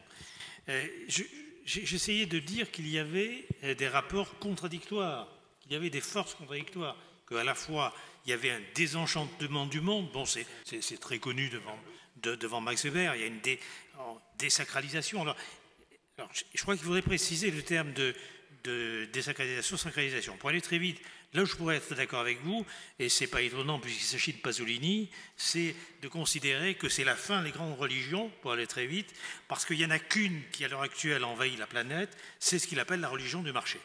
Donc effectivement, si vous entendez la nouvelle sacralisation du corps comme étant la sacralisation par la religion du marché, je suis d'accord avec vous. Si vous entendez, n'est-ce pas, la sacralisation, je dirais, autre manière, comme disait Pasolini, je suis pas sûr d'être d'accord. L'autre point, vous parliez de la publicité. La publicité, pour aller très vite, c'est quoi? C'est d'une certaine manière une pornographie des valeurs, au sens étymologique du terme. C'est-à-dire une pornographie des valeurs. C'est-à-dire, pour aller très vite, si vous voulez, une mise en spectacle des valeurs dans une logique, encore une fois, de marchandise. Vous savez ce que dit Debord, c'est le spectacle, c'est la marchandise qui se contemple elle-même dans ce qu'elle a créé. Donc, en gros, ça pour moi, c'est pas l'érotisme. Le spectacle, c'est pas l'érotisme. L'autre point, très rapidement, c'est quand même, ça a été évoqué tout à l'heure à propos du terme de singularité. C'est la théorie de la singularité, c'est un certain nombre de personnes, notamment dans la Silicon Valley, mais si vous voyez le film de mon ami Philippe Borel, vous verrez là-dessus des enquêtes superbes là-dessus, des gens qui pensent qu'en beau jour, on va, si j'ose dire, copuler avec la machine, on sera comme des dieux, puisqu'on va pouvoir transférer sur la machine l'ensemble de notre mémoire et de notre être. C'est-à-dire que la figure, à ce moment-là, du corps, c'est Robocop. Pour moi, ce n'est pas le corps érogène auquel je peux, si je veux dire, aspirer. Donc, vous voyez, oui, d'accord avec vous, pour ne pas tomber dans une espèce de rengaine, si vous voulez, d'has-been, nostalgique, sur c'était mieux avant, ce n'est pas du tout ce que j'ai dit. Je dis qu'il y a aujourd'hui des forces contradictoires, c'est extrêmement important de pouvoir en déterminer le périmètre et les vecteurs. Il y a, je crois, de mon point de vue, une désacralisation, si vous voulez, traditionnelle, avec une hégémonie d'une autre religion qui est la religion du marché, et qui, pour moi, ne se situe pas du tout au même endroit, si vous voulez, que l'hérogénéité. Et pour terminer, vous citiez Foucault, la plupart des travaux se réfèrent à Foucault. Si vous voulez, Foucault, il a une phrase assez extraordinaire, il dit quand même, avec le capitalisme, c'est le moment où le corps devient un instrument et perd ses dimensions d'expérience de plaisir. Alors, je veux juste dire un petit truc, je suis ravi d'avoir mis du poil à gratter parce qu'il y a plein de choses maintenant avec lesquelles je suis d'accord. Pour autant, je pense qu'effectivement, Robocop n'est pas très sexy, mais Pris, dans Blade Runner, est très sexy, et je pense que Roger Hauer aussi. Et là, que pose la question des deux répliquants dans Blade Runner? C'est la même question que nous, on pose depuis des années aux créateurs. Donc c'est toujours la question, c'est-à-dire de se rendre compte que les robots, au bout d'un moment, enfin, cette robotisation peut ramener de toute façon à la question de la conscience, et je pense que là, c'est là où c'est très intéressant, parce que qu'est-ce qui fonde notre humanité? Là, on a des machines pures et dures, et au bout d'un moment, qui deviennent humaines parce qu'elles, par mimétisme, elles sont imprégnées de la même conscience et du même drame corporel, puisque quelle est la question que Roger Hauer pose à la Tyrell Corporation? Je veux plus de vie. Et pourquoi veut-il plus de vie? Parce que, et surtout pour Pris, parce qu'il est amoureux et qu'il ne veut pas qu'elle meure et qu'il ne veut pas mourir. Et donc, et c'est des machines pures et dures. Donc, je trouve ça très érotique. On va juste un mot, oui, juste un Madame mot Brevet. pour enchaîner sur sacralisation, la question de la symbolisation. Alors je voudrais juste citer quelqu'un qui est natif d'ici, de Strasbourg, Serge Leclerc, qui dit « C'est l'un des mérites essentiels de l'analyse d'avoir ainsi permis au corps figé dans une réalité d'objet de reprendre mieux encore que sa fonction d'organisme, sa valeur d'insaisissable réalité, objet, support et symbole du désir. » Je pense que la question de la symbolisation du corps, surtout dans le contexte des traces et des événements qui le malmènent, le corps, elle est très importante parce qu'elle permet de retrouver une certaine forme de pensée sur un corps qui échappe. Et alors il y a juste 3 points que peut-être je pourrais aborder. C'est la manière dont l'environnement et l'entourage contribuent à cette remise en mots, en paroles et en pensée du corps.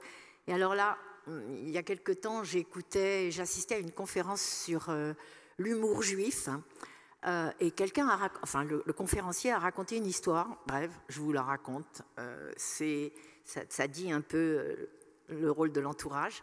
C'est une femme qui se regarde dans la glace après, je ne sais pas, 30 ans de mariage, qui regarde et qui dit « c'est bien fait pour lui ». C'est assez horrible, hein, mais ça dit, ça m'a frappée. Je me suis dit, oh là là. Mais ça dit le rôle de l'entourage dans les mouvements d'appropriation et de réappropriation du corps. Et peut-être juste un mot à propos de la bisexualité, et peut-être des éléments féminins ou de la féminité. Quelle est la place de la féminité dans l'appropriation du corps ou dans la mise en mots du corps? C'est peut-être quelque chose autour de la contribution psychique aussi, autour du corps. Et là, à la fin, dans ses travaux sur la sexualité féminine, Freud, tardivement, posait cette question, disait « Que veut la femme ?»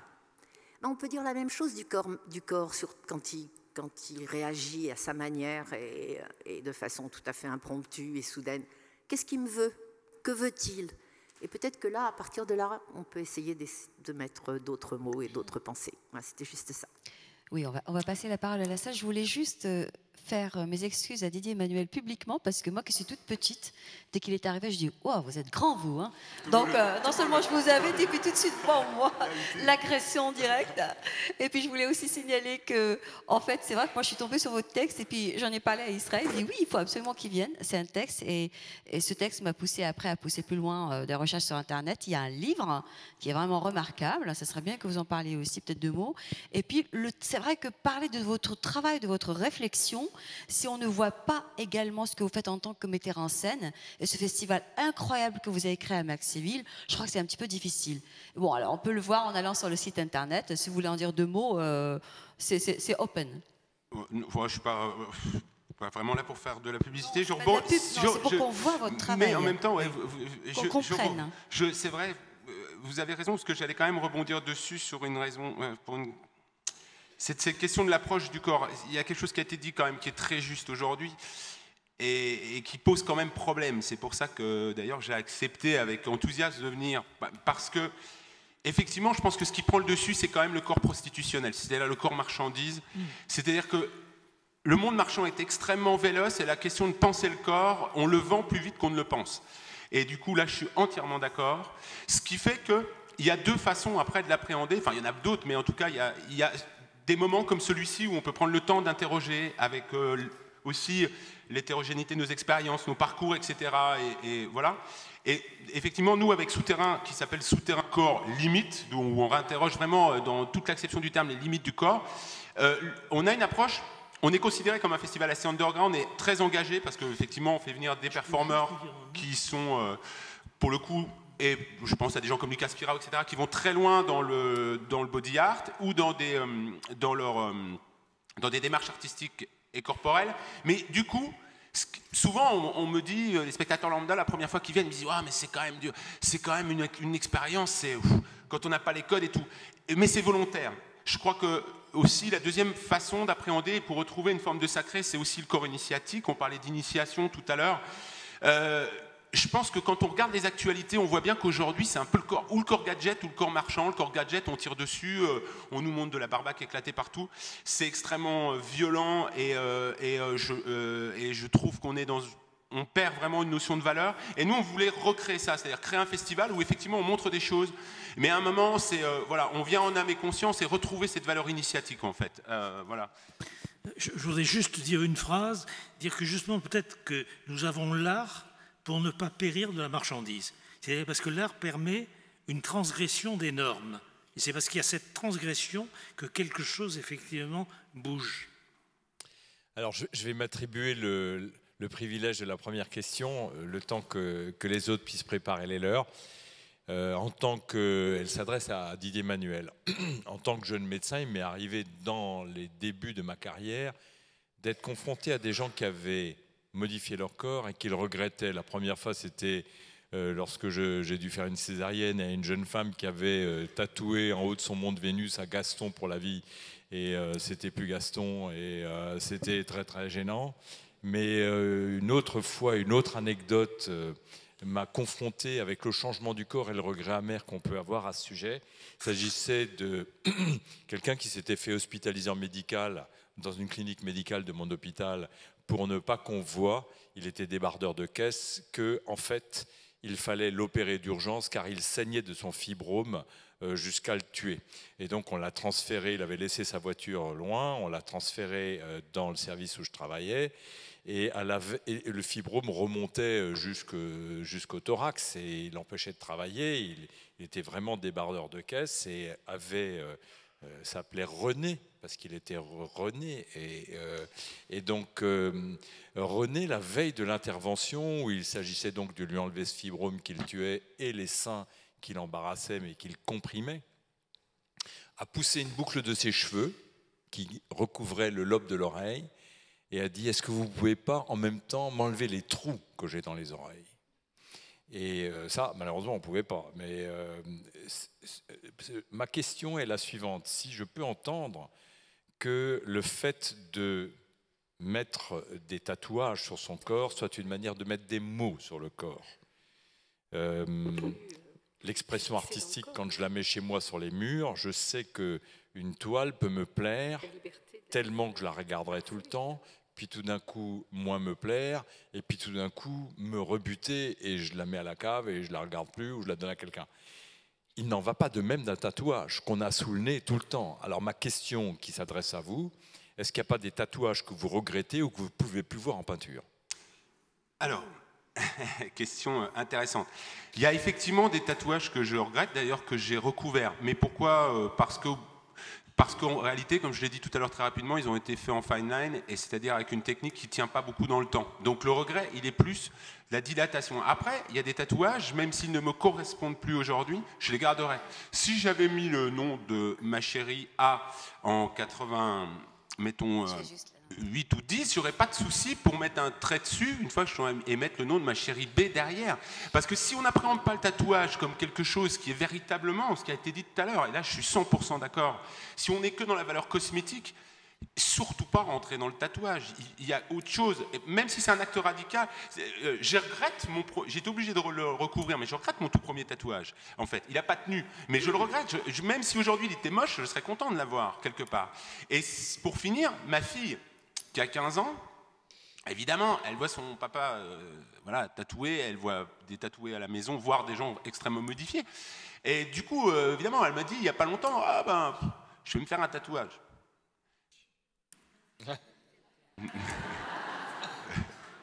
Oui. Donc, on va en parler. Donc, on en parle, évidemment. Évidemment, c'est-à-dire, et je lui ai dit cash. Soit c'est un acte radical, et voilà, t'es en confrontation comme moi je l'étais. Dans ce cas-là, tu m'en parles pas, fais-le. Mais la réalité des faits, c'est que si tu m'en parles, c'est que tu veux en partager. Si tu veux partager, c'est une chose qui est intégrée. Et je lui ai dit franchement, on en a vraiment discuté. Elle l'a vraiment intégré. Je lui ai dit, alors qu'il est, ça sert à rien, parce que les choses que tu as à raconter, elles sont pas encore. T'as pas suffisamment conscience de ce que tu voudrais raconter à 15 ans avec ça. Attends un peu. En revanche, elle voulait 2 piercings. Je lui ai dit, bah fais tes 2 piercings. Parce que ça, effectivement, comme on disait tout à l'heure, elle peut l'enlever. Mais c'est un peu dommage, parce que c'est l'écriture quand même d'une histoire. Et à un moment, il faut avoir conscience de son histoire. Et je pense que voilà, ça vient à un certain moment, je crois, en tous les cas. Oui, j'ai une demande de parole ici. Pas une règle. Bonsoir, je suis Martine Boussel de La Libre Pensée. C'était un débat hier et celui-ci aujourd'hui est très passionnant. Je vais prendre, il y a beaucoup de choses, mais je vais prendre un point. Donc j'ai cru comprendre corps malmené par la médecine. Et ça me pose une question. Si on se remet en perspective, nous, êtres humains du XXIe siècle, avec toute l'histoire de l'humanité, quelques millions d'années en arrière, est-ce que le corps de ces êtres-là n'était pas encore plus malmené? Quand on pense la longue marche qu'il a fallu faire, que pendant une longue période, comment ces êtres-là ont dû batailler et que leur corps était drôlement malmené par tout ce qui les environnait et que cette longue marche pour pouvoir simplement survivre, on peut penser qu'aujourd'hui, notre corps est moins malmené. Et que ce que la médecine fait, plutôt que de le malmener, c'est toujours chercher à en prendre soin de notre corps, avec plus ou moins de bonheur, suivant. Bon. Mais ce corps, il est justement mieux connu grâce à toute une série de connaissances qui ont été accumulées par ces médecins et ces scientifiques, et c'est parce qu'il est mieux connu qu'on en prend mieux soin. Parce qu'on épargne à ce corps des maladies, ou on les soigne, ou on les épargne même, puisqu'on est capable de faire de la prévention. Donc on peut dire que dans ce domaine-là, on a avancé. Et ce n'est pas parce qu'on prend soin de mon corps qu'il ne m'appartient plus ou qu'il ne m'appartient pas. Moi, je pense que depuis qu'il s'est passé dans ce pays quelque chose de très important, c'est qu'on n'est plus des sujets mais des citoyens. Les hommes naissent libres et égaux en droit. Notre corps nous appartient. Après, il faut peut-être se défendre contre un certain nombre de faits, peut-être, mais en tout état de cause, on a quand même cela pour nous. Et moi, je voudrais poser la question, est-ce qu'il est plus malmené qu'avant? Est-ce qu'il le sera toujours? Ou est-ce qu'il ne le sera plus un jour? Ou est-ce que justement, il sera toujours confronté à ce que je dirais très largement l'environnement, donc il aura toujours à se débattre contre le fait d'être un peu ou trop malmené. Je pense que vous avez tout à fait raison, au sens où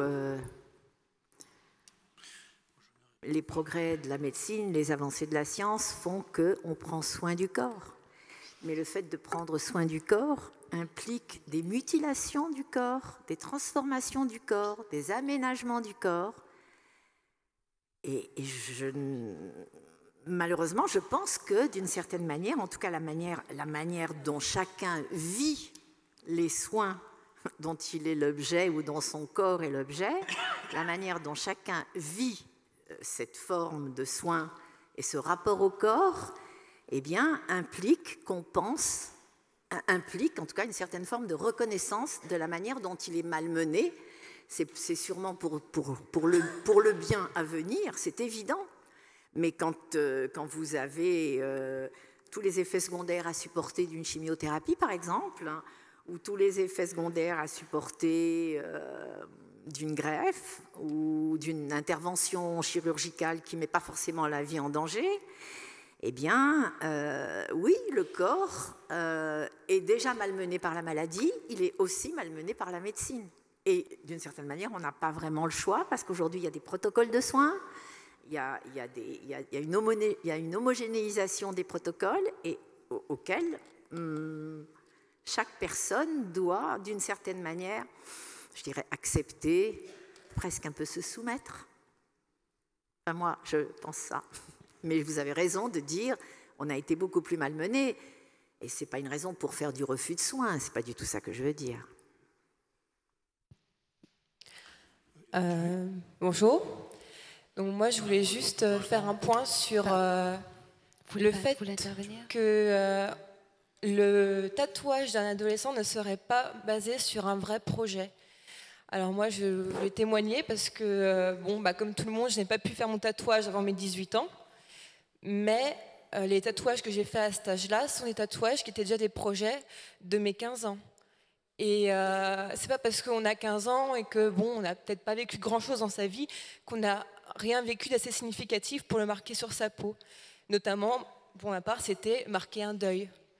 Donc moi, je me demandais aussi, parce que du coup, l'adolescence, c'est un moment où on est face à des changements biologiques importants, comme on le disait. Et donc, est-ce que ce n'est pas aussi un moment propice où le tatouage pourrait être une aide pour justement se reconstruire, reprendre possession de soi et essayer en fait de redonner sens à ce corps? Donc ne pas oublier en fait le côté polysémique d'un tatouage qui n'est pas seulement une manière de dire merde, même s'il y a toujours ça en fond quand on est adolescent. C'est vrai, moi aussi, ce tatouage-là, il avait une envie de dire merde, mais il avait aussi une envie de marquer quelque chose qui était important. Voilà. Là, je vais bien répondre. Je suis d'accord avec ça. C'est toujours le problème de la taille de l'échantillon. Hein. C'est-à-dire que, évidemment, à 15 ans, on peut imaginer effectivement un adolescent qui a une démarche suffisamment avancée, qui pourrait effectivement être dans une construction de projet. J'en connais aussi. Sauf que je ne fais pas le pari comme ça. De la même façon qu'il serait faux, par exemple, dans les modifications corporelles à tendance extrême.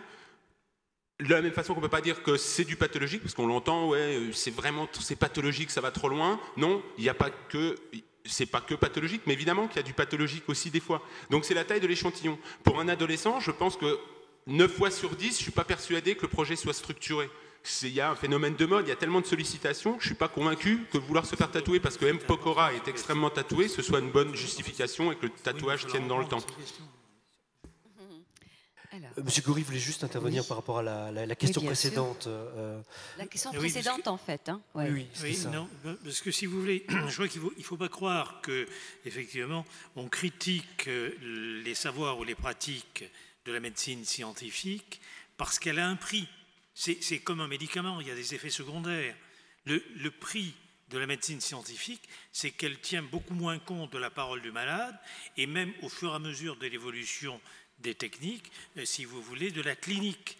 Et la preuve, c'est que du coup, on est obligé de restituer au patient une autre dimension avec la notion d'information, de consentement, c'est-à-dire on le met en position d'acteur de sa santé, ce qui montre justement qu'il a quand même quelque part été exproprié de son corps pour être soigné pour de bonnes raisons, et qu'il faut donc prévoir un autre espace. Et du coup, c'est le deuxième point, je pense que vous avez entendu Vigarello, Georges Vigarello est intervenir. Je crois que dans l'évolution aujourd'hui, si vous voulez, des différents modes de rationalité de la médecine, on est aussi de plus en plus à inciter à épier les facteurs de risque avant même l'émergence des maladies. Donc à partir de ce moment-là, ça institue quand même dans le rapport au corps un mode du soupçon, pour ne pas dire un terme plus psychiatrique. Et c'est un point qui est très important. Mais là encore, c'est comme tout à l'heure par rapport à mon échange avec David Manuel, il va de soi que ça ne veut pas dire que c'est bien ou c'est mal. C'est comme ça, il y a nécessairement des forces contradictoires. La question est de savoir comment on peut les élaborer. Voilà, c'est à vous. Bonjour.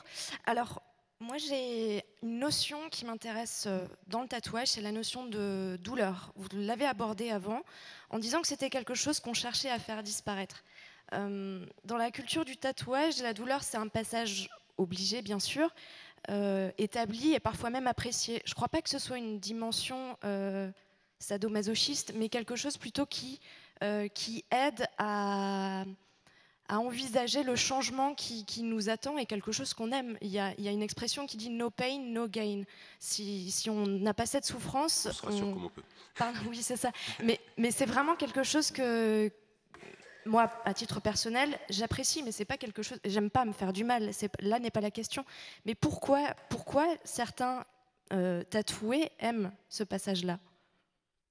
Et je voudrais juste rajouter une question par rapport à ça, c'est la question de l'addiction qui naît de la relation intime à l'aiguille. Elle m'a été formulée par des...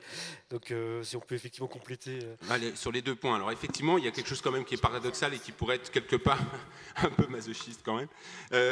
C'est que souvent quand on me demande, oui, je vais faire un petit tatouage, je dis toujours, ouais, c'est mettre les doigts dans un engrenage. En fait, on croit toujours qu'on va faire un petit tatouage, mais une fois qu'on s'est fait piquer, de toute façon, on y revient toujours. Et c'est bon, je peux pas expliquer pourquoi, mais voilà, et on en fait de plus en plus. La douleur s'estompe et on recommence. Maintenant,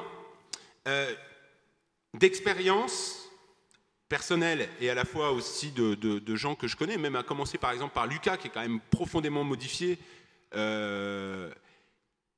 on avance, moi j'étais persuadé, à la fois par rapport vis-à-vis du tatouage, mais aussi mon travail de comédien, metteur en scène, et c'est un travail très physique. Et quand j'avais une vingtaine d'années, je me disais, plus je dresse mon corps, en fait, plus je vais gagner une résistance, une endurance, etc. Et finalement, je vais me renforcer. Et si je me renforce grâce au tatouage ou grâce peut-être même à mes disciplines physiques, ça va aussi contaminer le reste. Et en fait, je réalise aujourd'hui à 45 ans que c'est tout l'inverse qui se passe. C'est-à-dire que plus je passe sous les aiguilles, pour ma part, plus mon corps me dit, et là, du coup, je suis obligé d'admettre qu'au bout d'un moment, je le malmène, parce que plus il me dit, j'en ai marre, physiquement, ça devient de plus en plus difficile à encaisser, beaucoup plus dur qu'il y a une quinzaine d'années, alors que j'ai d'autres projets à faire. Donc il y a une tension qui se met en place. Et des gens comme Lucas, par exemple, ont exactement la même problématique, alors que Lucas fait des suspensions, et il est le premier à dire qu'il préfère 100 fois une suspension, et le rapport fulgurant de la douleur de la passe des crochets qui dure 5 minutes mais qui est vraiment intense, que de taper une séance de 5 heures de tatouage. C'est quelque chose qui lui devient de plus en plus insupportable et où justement il essaye d'utiliser des anesthésiants pour... voilà. Donc c'est un rapport aussi, c'est une expérience dans la durée avec le corps. On apprend que c'est quelque chose finalement qu'on ne maîtrise jamais. C'est pas plus on encaisse de douleur, plus on est capable d'en encaisser. C'est pas comme ça que ça marche. Il y a des jours, le tatouage, si vous êtes tatoué, vous le savez, ça marche tout seul. On a bien dormi la veille, on a bien mangé, on est bien dans sa tête, on a envie, on est motivé, je sens rien. Il y a des jours, c'est juste insupportable. Au bout de 5 minutes, on a juste envie de dire faut que t'arrêtes, sinon ça va pas aller. Et voilà. Donc c'est effectivement, il y a cette part aussi initiatique, sans parler de masochisme. Voilà. Enfin, il y a une dimension qui est assez vaste. Effectivement, no pain, no gain. Mais je crois qu'effectivement, comme j'ai dit, on se rassure comme on peut. C'est pas trop le choix. Il y a une question qu'on a un tout petit peu survolée ou pas. J'aurais bien voulu entendre la réaction de Anne Dagnon sur tatouer à 15 ans. Oui ou non? Je me garderai de répondre directement à ta question. Parce que il y a 15 ans et 15 ans, vous avez bien dit, à 15 ans, on peut avoir, et vous l'avez dit aussi, bon.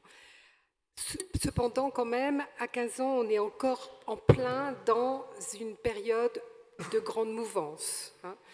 Et je crois que les exemples que tu as donnés tout à l'heure de personnes qui regrettent très fortement finalement un geste qu'elles ont fait me paraît vraiment illustrer cette question-là du danger de le faire trop tôt quand on est encore dans un moment où, non pas on ne sait pas ce qu'on fait, hein, je crois que l'exemple qui a été donné tout à l'heure, non, c'est pas ça, les adolescents sont tout à fait capables de... Bon, mais où il y a quand même le fait que c'est marqué de façon indélébile dans le corps et que le tatouage vient peut-être s'inscrire à ce moment-là, vous l'avez bien dit, dans une réaction par rapport à, voilà, il faut que je dise merde à ma mère, enfin, hein, il y a quelque chose là qui est, et que peut-être à ce moment-là, on a envie de dire, plus tard, on aura réglé les problèmes et on le dira autrement, hein, on prendra des distances. Donc voilà, c'est vrai que je crois que la prudence est de mise à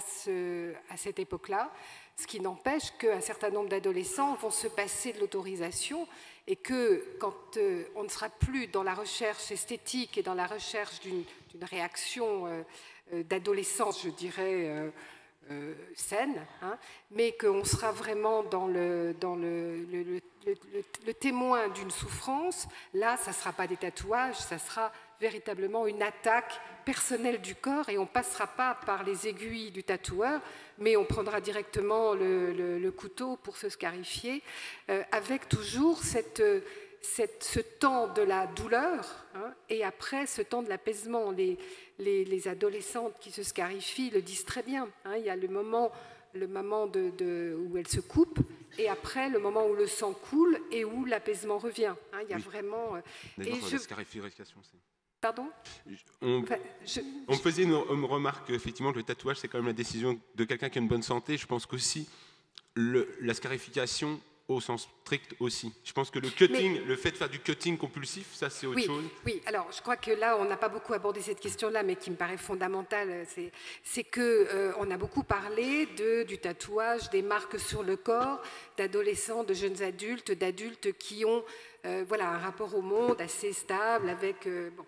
Mais il y a un certain nombre quand même d'adolescents et de jeunes adultes qui ne vont pas bien, hein, et qui sont dans une recherche éperdue de se sentir exister. Et là, le retour au corps est quelque chose de tout à fait important, hein, c'est-à-dire que dans une sensation de délitement total, de perte des repères, ce retour aux sensations archaïques, hein, quand je parlais tout à l'heure du bébé, aux premières sensations de se sentir, avoir mal, se sentir exister, pour certains, ça peut être extrêmement important. Oui. Pince-moi et dis-moi que je rêve. Voilà. Hein. Alors, il y a madame, monsieur, et puis j'aimerais bien que les ambassadeurs des lycées qui sont venus là avec les questions de leurs camarades me fassent signe pour que je puisse venir à eux ou qu'ils viennent poser leurs questions. Madame. Je voudrais donner mon témoignage qui va conforter la thèse de madame Danielle Brun, parce que je suis depuis de longs mois en traitement pour des travaux dentaires qui prennent longtemps et qui sont difficiles. Mais je sens des fois, j'ai des fois l'impression que je ne suis plus maître de mon corps, parce que j'ai beau dire, je ne supporte pas ce ciment, il me donne des allergies, on ne m'écoute pas. J'ai cette position dedans qui ne me convient pas. Et là, je sens quelque chose de unheimliches dans mon corps. Et alors, je voudrais demander, que faut-il faire pour reacquérir eine Heimlichkeit, c'est-à-dire un bien-être dans mon corps qui est complètement déséquilibré? Et comment faire pour que les médecins ou les soignants sont plus à l'écoute de la personne soignée?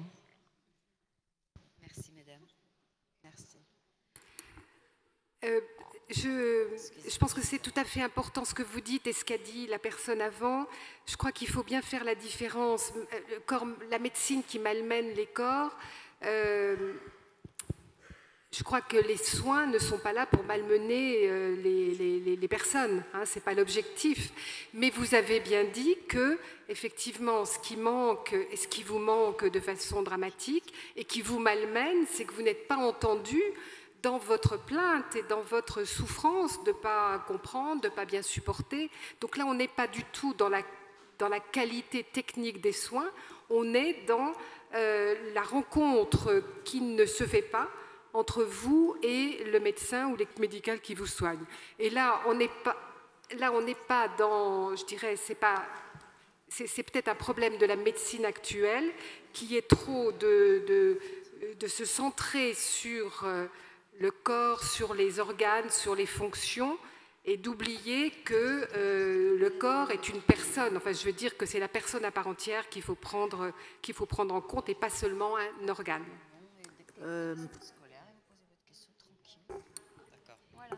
Ben oui, c'est ce que j'ai dit. C'est ce que j'ai dit. Oui. Je ne crois pas que ce soit seulement. Enfin, en vous écoutant, madame, j'ai l'impression que ce n'est pas seulement un problème d'écoute, que c'est aussi un problème de corps étranger avec lequel vous n'êtes pas encore complètement. Que vous n'avez pas encore complètement intégré parce que ça n'est pas encore intégré à votre entité. C'est comme ça que j'entends.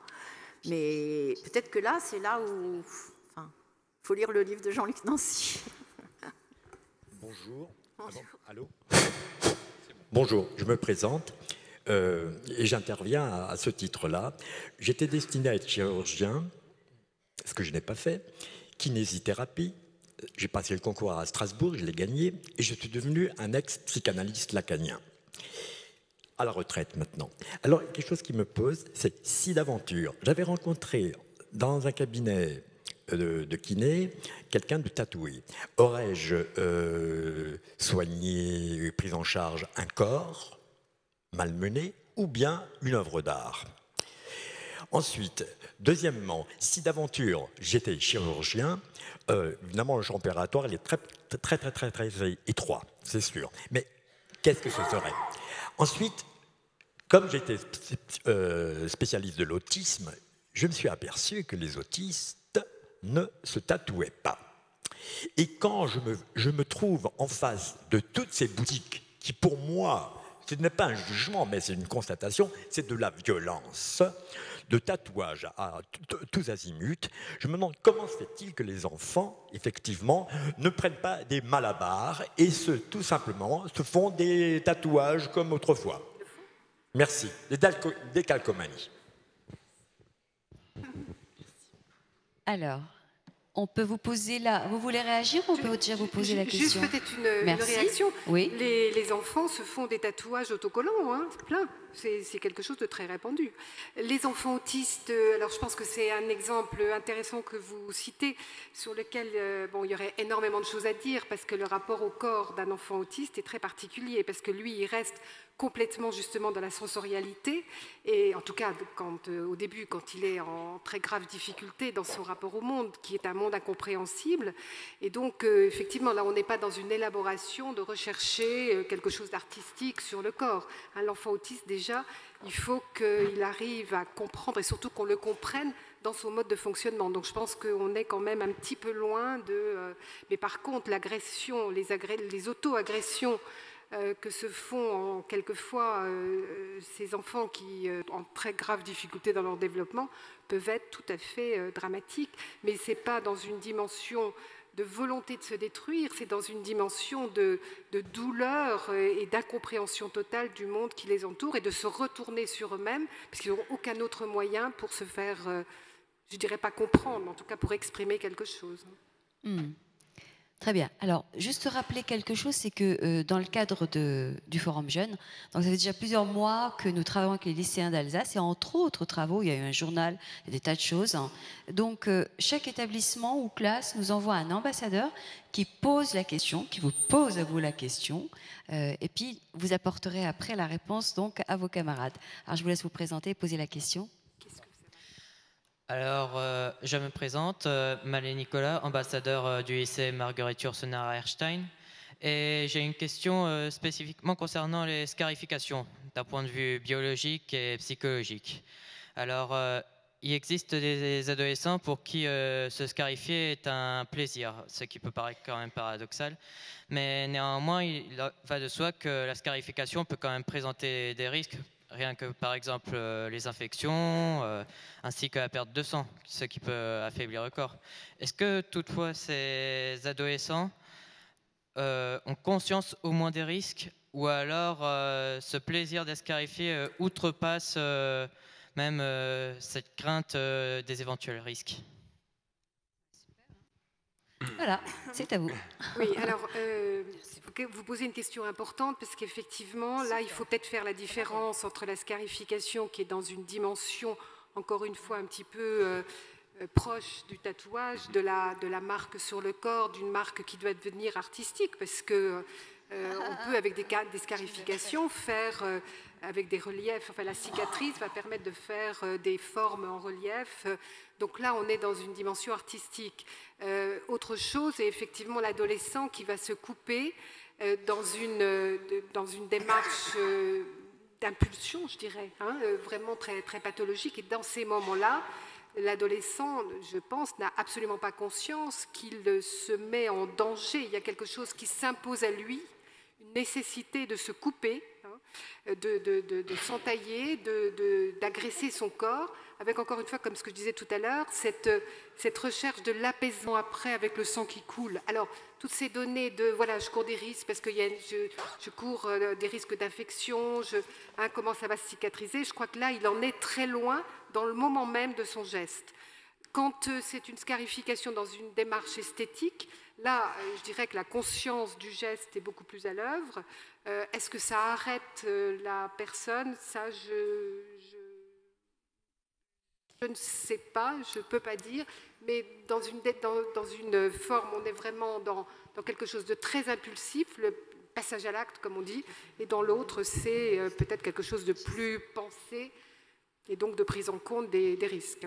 Je pense que c'est très clair, en fait, l'explication est assez juste, d'autant plus que la scarification est de loin pas autant popularisée que le tatouage, pour de nombreuses raisons, à compenser par les procédures qui sont quand même assez lourdes et il faut être capable de les encaisser. Et effectivement, c'est pour ça que j'ai rattrapé tout à l'heure, entre le cutting compulsif et ce qu'on appelle le cutting, le fait effectivement de prendre une lame et d'être dans des choses comme ça, qui évidemment, dont le résultat, la trace sera une scarification, mais finalement, ce n'est pas la scarification qui est recherchée. Oui. C'est la compulsion de l'acte, effectivement. Et c'est l'apaisement. Et voilà. Alors, est-ce qu'il y a une autre question? Je signale juste à ceux qui viennent de nous rejoindre qu'il y a quelques places ici, donc n'hésitez pas à avancer, hein. Alors, est-ce qu'il y a une autre question? Alors, une toute dernière, monsieur. Allez, on y va. Très concis, puisqu'il y avait cette petite blague d'humour juive, hein, avec le miroir. Tout à l'heure, vous avez évoqué, voilà. Il ne faut jamais oublier, parce que j'ai vu à côté de moi, pas loin, quelqu'un qui a un tatouage sur l'avant-bras. N'oublions pas que les corps ont été malmenés pour des gens qui sont allés dans les camps. C'est intéressant ce que vous dites.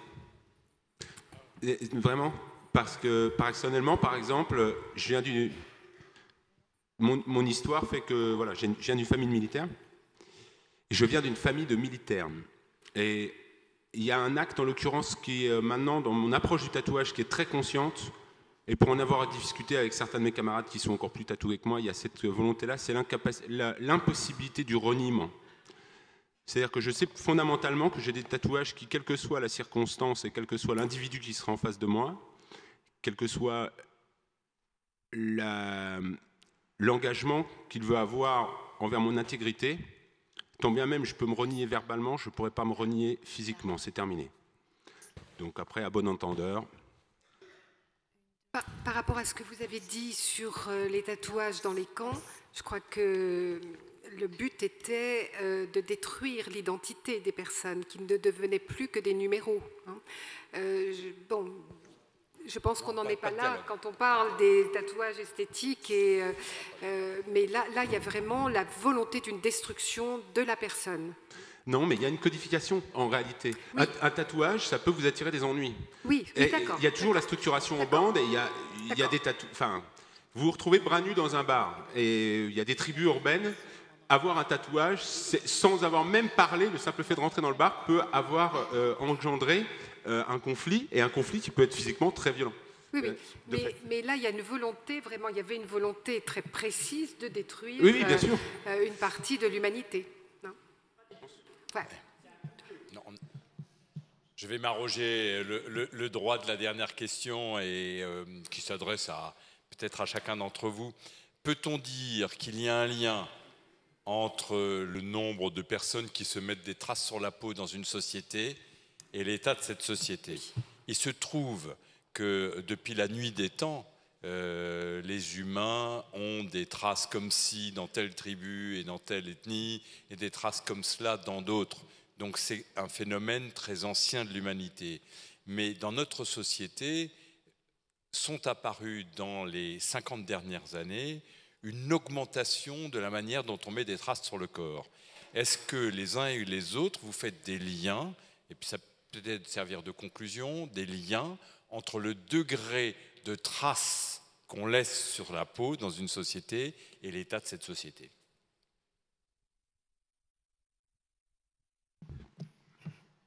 Pour ma part, je pense que c'est pas du tout la même chose. Mais bon. Je pense vraiment qu'on est dans deux horizons différents. Peut-être pour le tatouage, il y a le rapport au fétiche qui est clair, parce que dans les sociétés primitives, le tatouage avait une valeur de fétiche, protectrice. Enfin, il y a une dimension animiste très forte dans les cultures, ou animiste, ou alors des ornementations qui définissent finalement le positionnement dans la société, qui a une valeur hiérarchique de caste. Mais alors peut-être que le tatouage est aujourd'hui une réappropriation d'un fétiche moderne. En revanche, pour la scarification, par exemple, on est dans un prolongement ornemental, sauf que la scarification tribale, elle a, alors là pour le coup, un sens très précis. C'est l'équivalent de nos vaccins d'aujourd'hui, en fait. C'est une vaccination. Vous voyez ce qu'on appelle les numéros 11, par exemple, au Sénégal, qui ont 2 traits, 2 scars sur la joue, ou en Côte d'Ivoire, qui en ont 3. C'est véritablement le même système que le BCG chez nous. Comment ? Protection. Oui, il y a une protection, et en même temps, dans la société des crocodiles, vous avez déjà vu ces gens chez les Nuba qui sont extrêmement scarifiés. En fait, effectivement, il y a le rapport au dieu crocodile, mais on sait aussi que c'est, par un procédé que je ne pourrais pas expliquer, une façon de se prémunir aussi des problèmes liés à la mouche tsetse.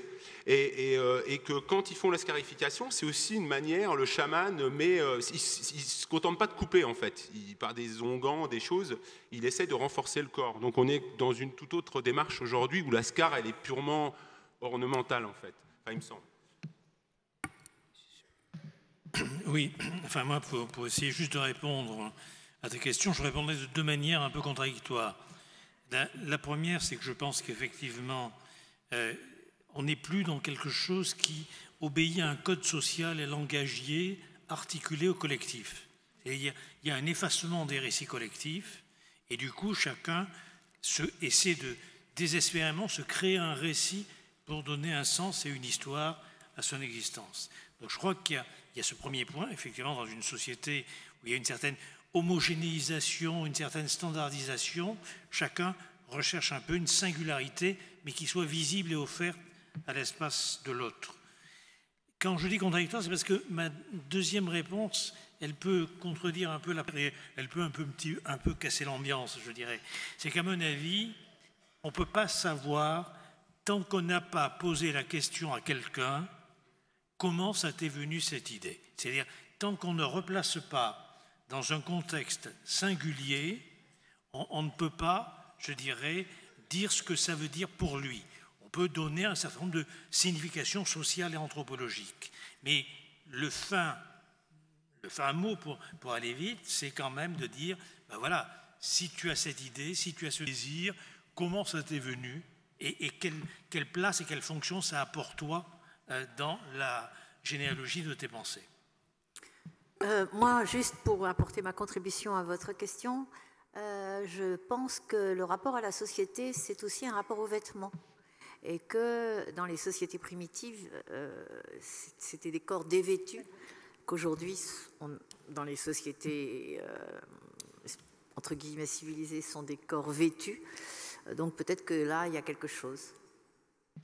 Ouais, je rajouterais enfin qu'on ne peut pas faire l'impasse sur l'interrogation, parce que tu dis bien, enfin on l'a tous dit, hein, il y a une évolution, ce n'était pas quelque chose qui faisait partie des habitudes de notre culture occidentale.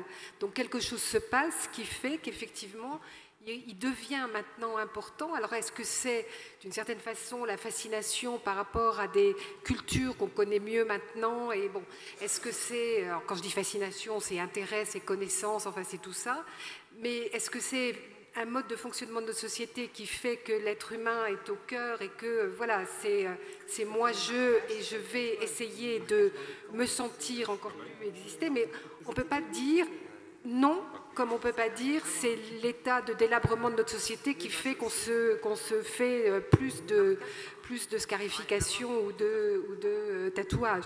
Mais la question mérite d'être posée et toujours replacée, je suis complètement d'accord avec vous, dans un contexte singulier. Qu'est-ce que pour telle personne ça a pris comme sens dans son histoire et par rapport à ses liens, à sa famille et à la société? Bien, il nous reste à remercier cette table ronde très brillante. Merci aux orateurs.